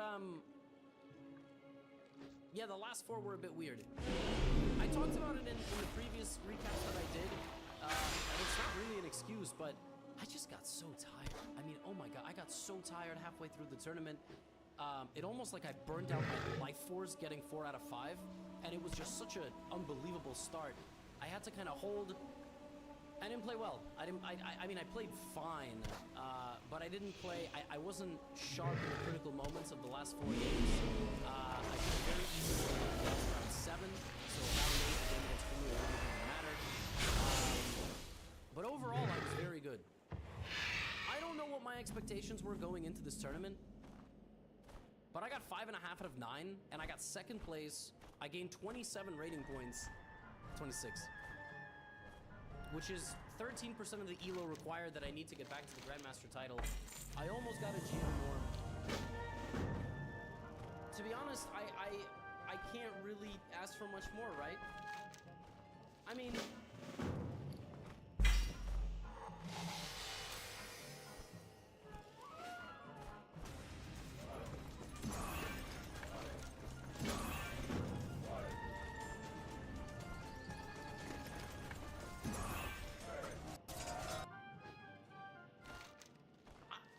to expect after 2 years of not playing chess. 2 years of not playing chess, being at my lowest ELO since 2016. I had no idea what to expect, man. and I took a risk. I worked so hard the last 2 months. You guys don't even know. Those of you who are subscribed to the Patreon know I'm uploading all these like full-length Grandmaster lessons. You know I'm working very, very hard. I like made my openings better. I worked on my calculation. I worked on my psychology. I'm in a way better place mentally in this event than I was in any of my other events. And I feel prepared, and I am hungry. All right? I have my next 4 tournaments lined up. I'm playing in July in New York. I might play in Philadelphia as well. I'm playing in August, probably somewhere again in Europe, and then later in August, again I'm playing in New York. All right? September, October, November, December, I'm gonna plan out those tournaments as well. I probably have like 8 more tournaments this year. 8! At a minimum. After this tournament, I am so hungry, all right? Because in this event, I felt I was playing better. 80% of the games, I was playing better than my opponents. A couple of critical moments, I made mistakes. The last game was horrendous. But I guess that's what happens when you lose the penultimate round and it's kind of such a big game. And still so much to learn.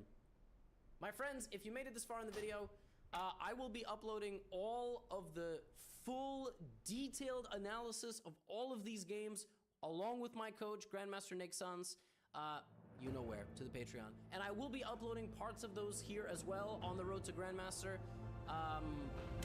First tournament in 2 years is done. Unretirement is done. We gained 26 rating points. We missed out on a norm, but we're 23-48. We got 152 points to go. 3 norms to go, and I can't wait. I can't wait to play again. So, lessons learned. Tournament is finished. Shout out to 17,629 of you that participated in the Chesley Community Challenge. Shout out to everybody supporting in the comments. Hikaru making the recaps, Anish Giri tweeting about the tournament. So much coverage of this event. It was amazing. And shout out to the real organizers. Really, Divis and Pepe Cuenca. They set up the Madrid Chess Festival. They got the players. The same with the Kramnik and Jose match. It was a crazy trip to Spain, y'all. I commentated and interviewed the Kramnik match. I played in this tournament. It was really special. It was really special. And I can't wait to play again. So, that's all. Get out of here. For a little savings, Specialist Miller buys in bulk. For a lot of savings, she bundles her home and auto insurance with USAA. Put it...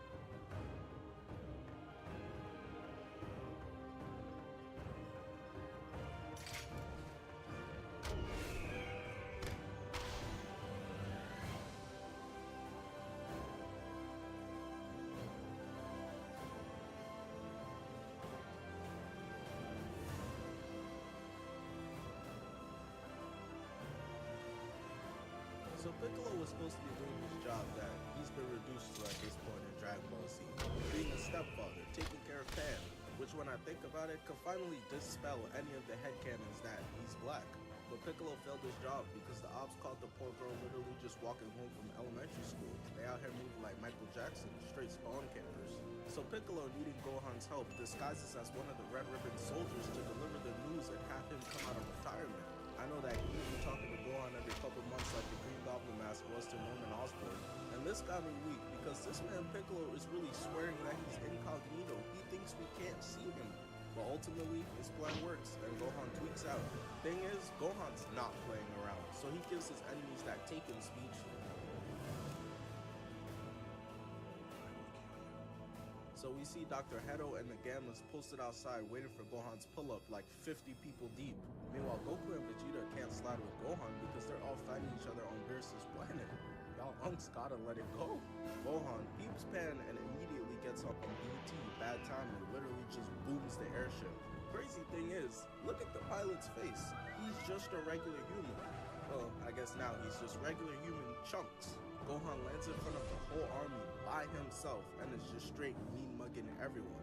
I can't lie though, the glasses make this a lot less threatening, but I guess it's better than the alternative. Which one of y'all niggas took my daughter? Gohan peeps Pan and wastes no time, just charges right in, got Dr. Hedo hitting the Odell Beckham Jr. But as Gohan is charging in, Gamma 2 beats him to the spot and kicks his ass right back down to earth. And we all know Gohan's body. He's been having anger issues since he was legit, so he started talking crazy. He was a bitch-ass nigga. Taking off the cape. My thing is, who gave bro the N-word pass? Was it who? Stop it. Can't be. Not with that cut. He not one of us. Maybe it was Mr. Popo? If that's the case, it's valid. He's so black he was purple. You can take him. Pause. What type of gay shit you on right now, bruh? So Gohan is just standing there ready to box, and Gamma 1 starts walking up on him, menacingly. But Gohan isn't phased. He's pissed off and locked in. Gamma 1 starts walking, quickly turning into a full sprint as Gohan blocks his first attack. And he's moving like he's in peak form. Couldn't even tell bro's fresh off retirement as he blocks the left, gets his kick block, and lays him out like a mattress.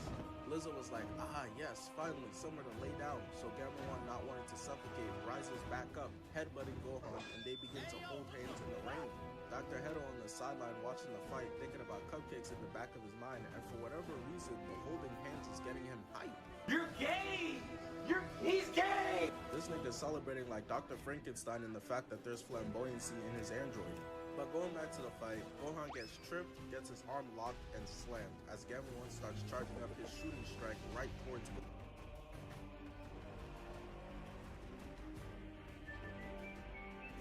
Shop Old Spice.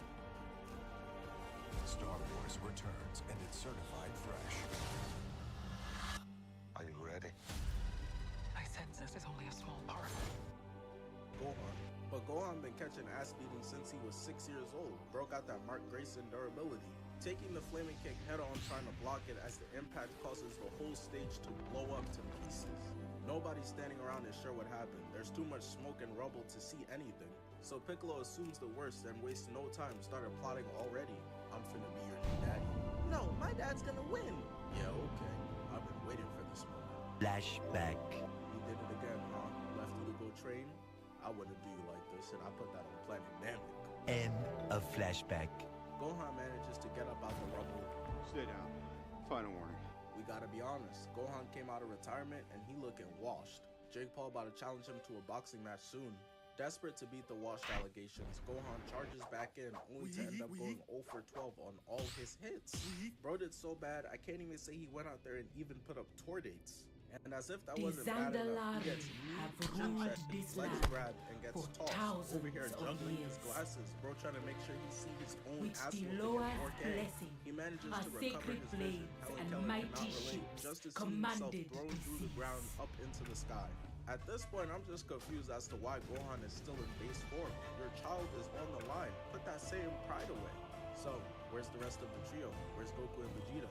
Man, fuck the big three. It's just Big Me. Shut your dumb ass up. You're not Kendrick, nigga. Gohan out here talking spicy like he ain't peaked back in 2000. I wasn't even born yet when he was in his prime. Gamma hits him with the left knee, spinning kick back down to the ground, but he sticks the landing. But Gohan has decided enough is enough. I'm tired of eating elbows and kneecaps. As he transforms, going Super Saiyan 1 or 2, you can't really tell the goddamn difference. And somehow the form gave him 20/20 vision, doesn't need the glasses anymore. Gamma 1 still standing there like he heard an Eminem song in 2024, unimpressed, as he gets kicked back-to-back twice into a right uppercut and a left hook. Gohan's PTSD is soon to trigger though from a traumatic event back when he was a little kid, because Gamma steals one of his own moves. Flying in, headbutting Gohan right in the chest, charging the two of them right towards the mountain behind. And we all know the Saiyan's weaknesses: good haircuts, lesbians, and getting dragged through the terrain. As Gohan gets pressed throughout the mountain, getting the back of his head straight shaved off, got bro looking like these. Gohan tells Gamma 1, This is coming. Stop touching niggas with your head! Blasting bro off of him and loads up a Kamehameha right towards him as he just Mike Jack leans out the way. After almost getting his mohawk shaved off, which Gohan would have been doing you a favor, gang, Gamma 1 decides fuck all this karate shit, shooting Gohan and getting it spiked down, almost booming all the spectators. And for those who don't know, Gamma 1 is actually also a good guy. He's just confused and thinks Gohan is a bad guy, so he's distracted, worried about the soldiers down below. As Gohan knees him and hits a spinning kick, knocking him back down to the ground, and starts sprinting back in. And this is why people be clowning DBZ as a show that's just punch, kick, kick.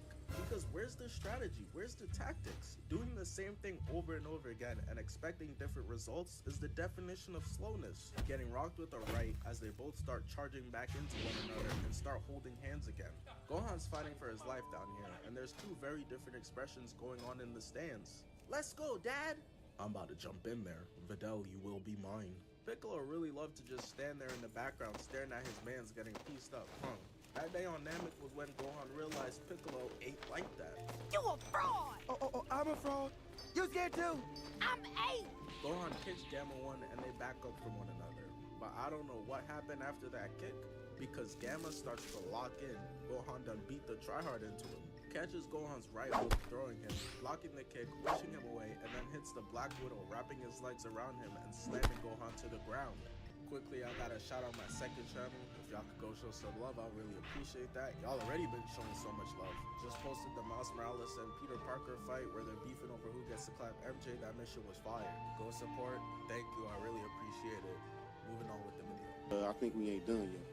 You personally? I think we ain't done yet. Dodging Gohan's kick into a knee backbreaker. When the Alliance invaded our home, heroes of the Horde drew their weapons and fought by our side. Like son, and it's clearly true. I A can't wait for my bond Danny forged Phantom in battle is as strong as a pact with the Loa.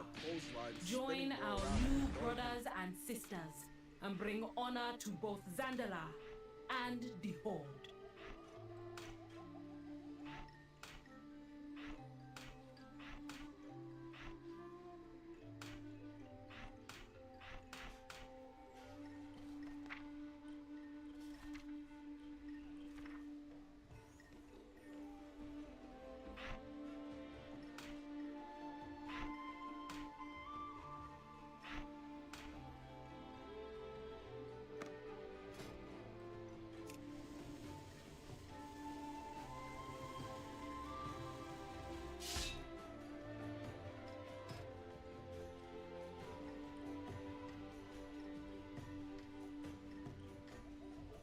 into rubble.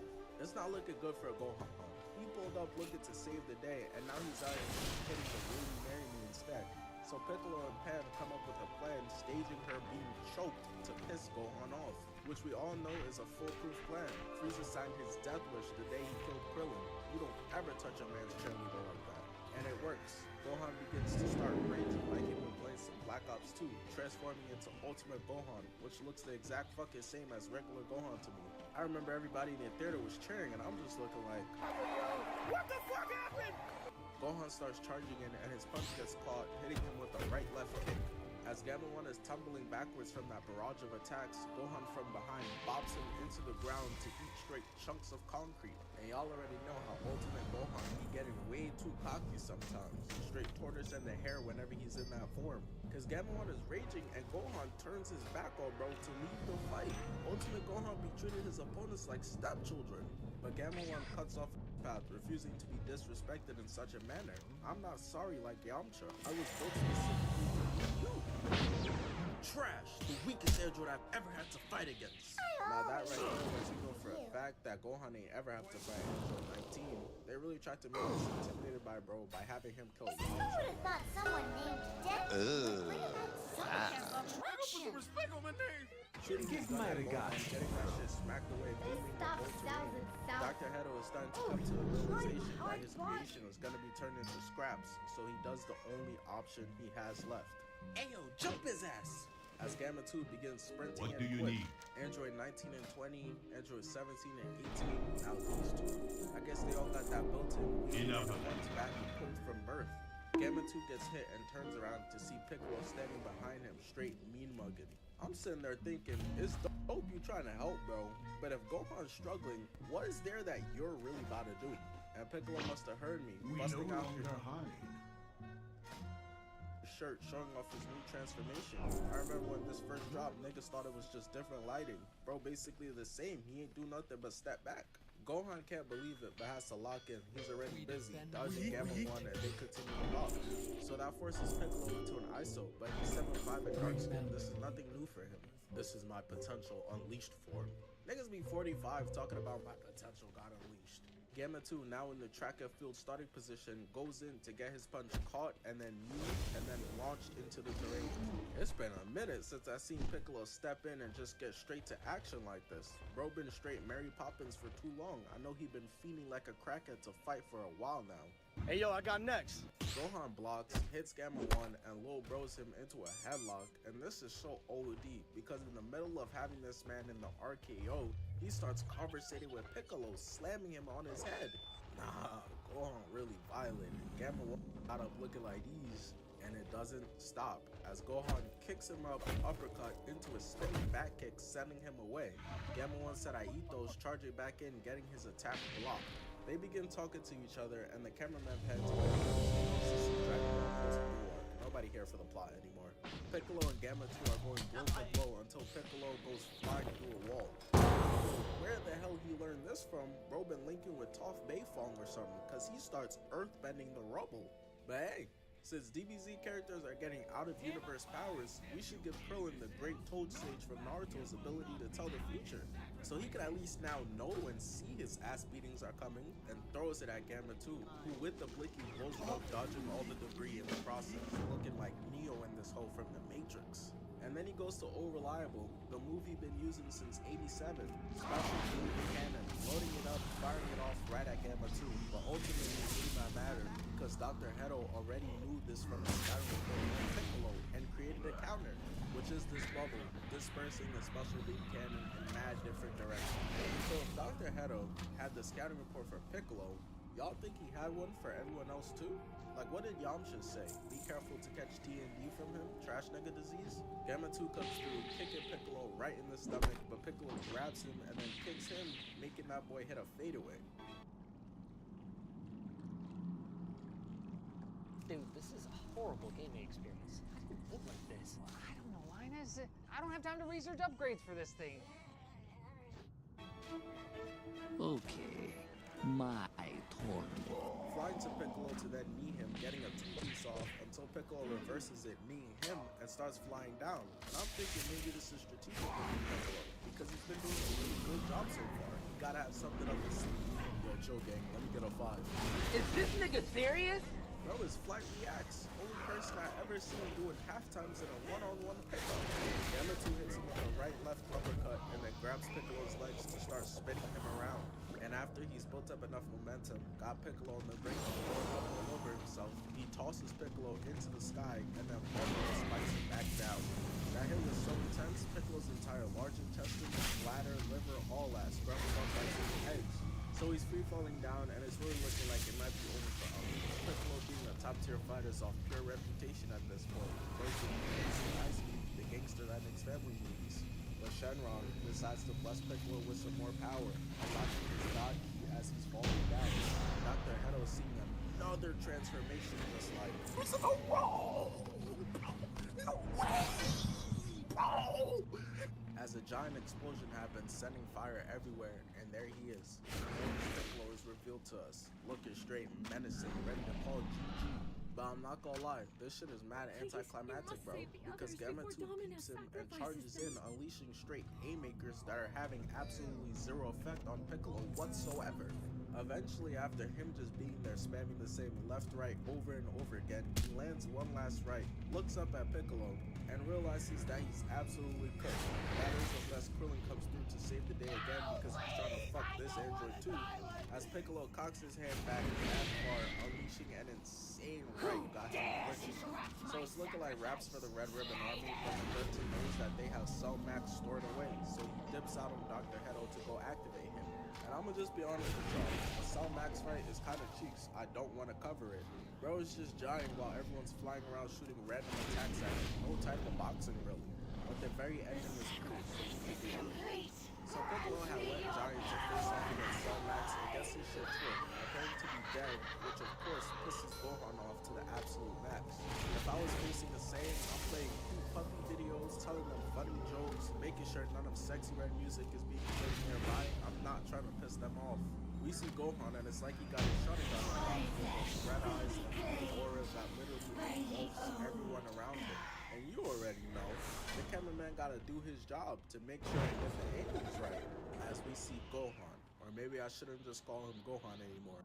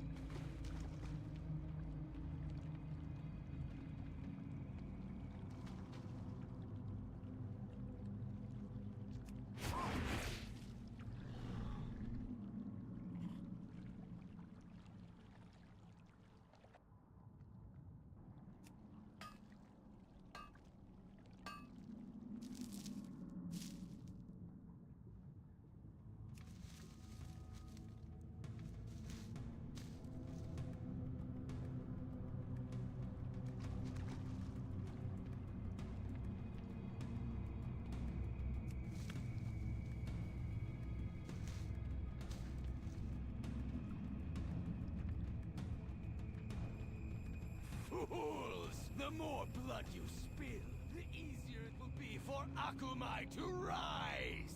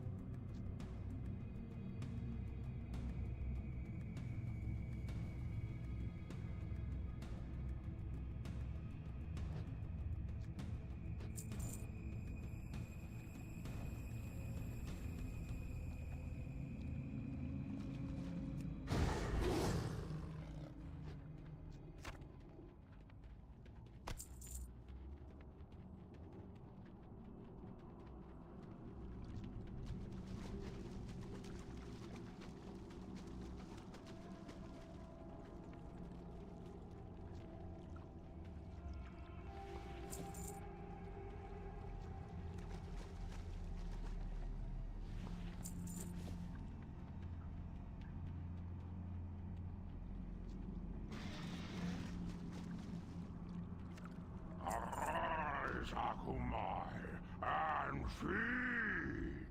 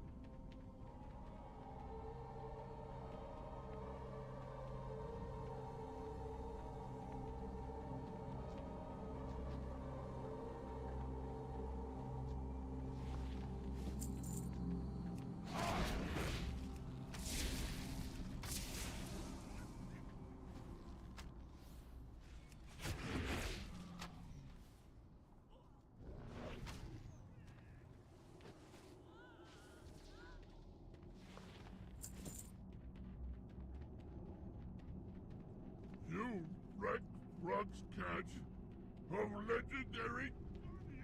Fall back to the sanctum! Lord Bazael's ritual must not be disturbed! Rock, do not let them pass! This cat's been too puny!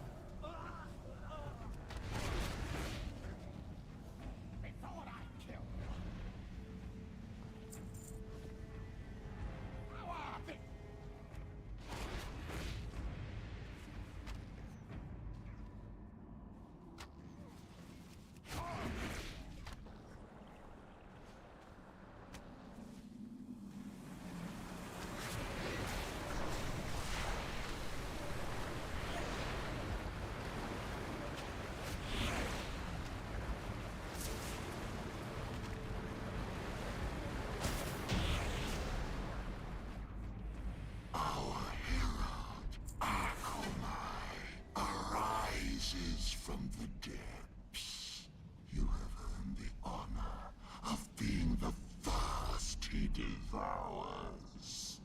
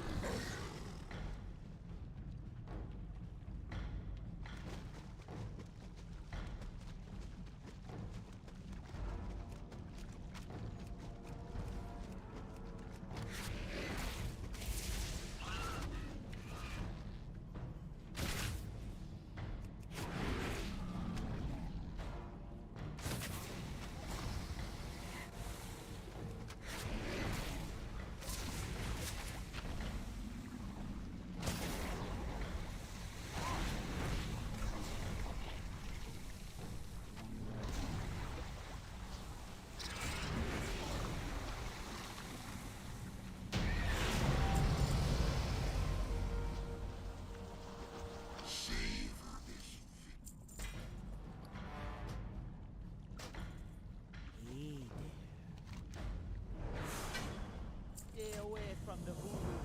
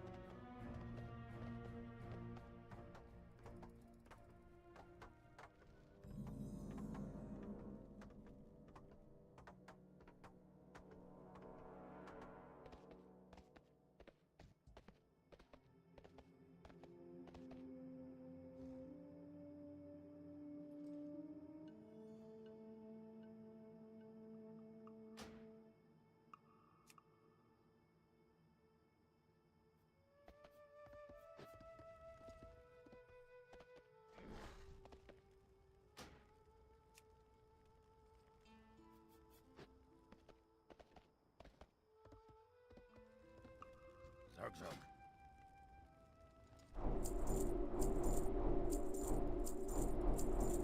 Farewell.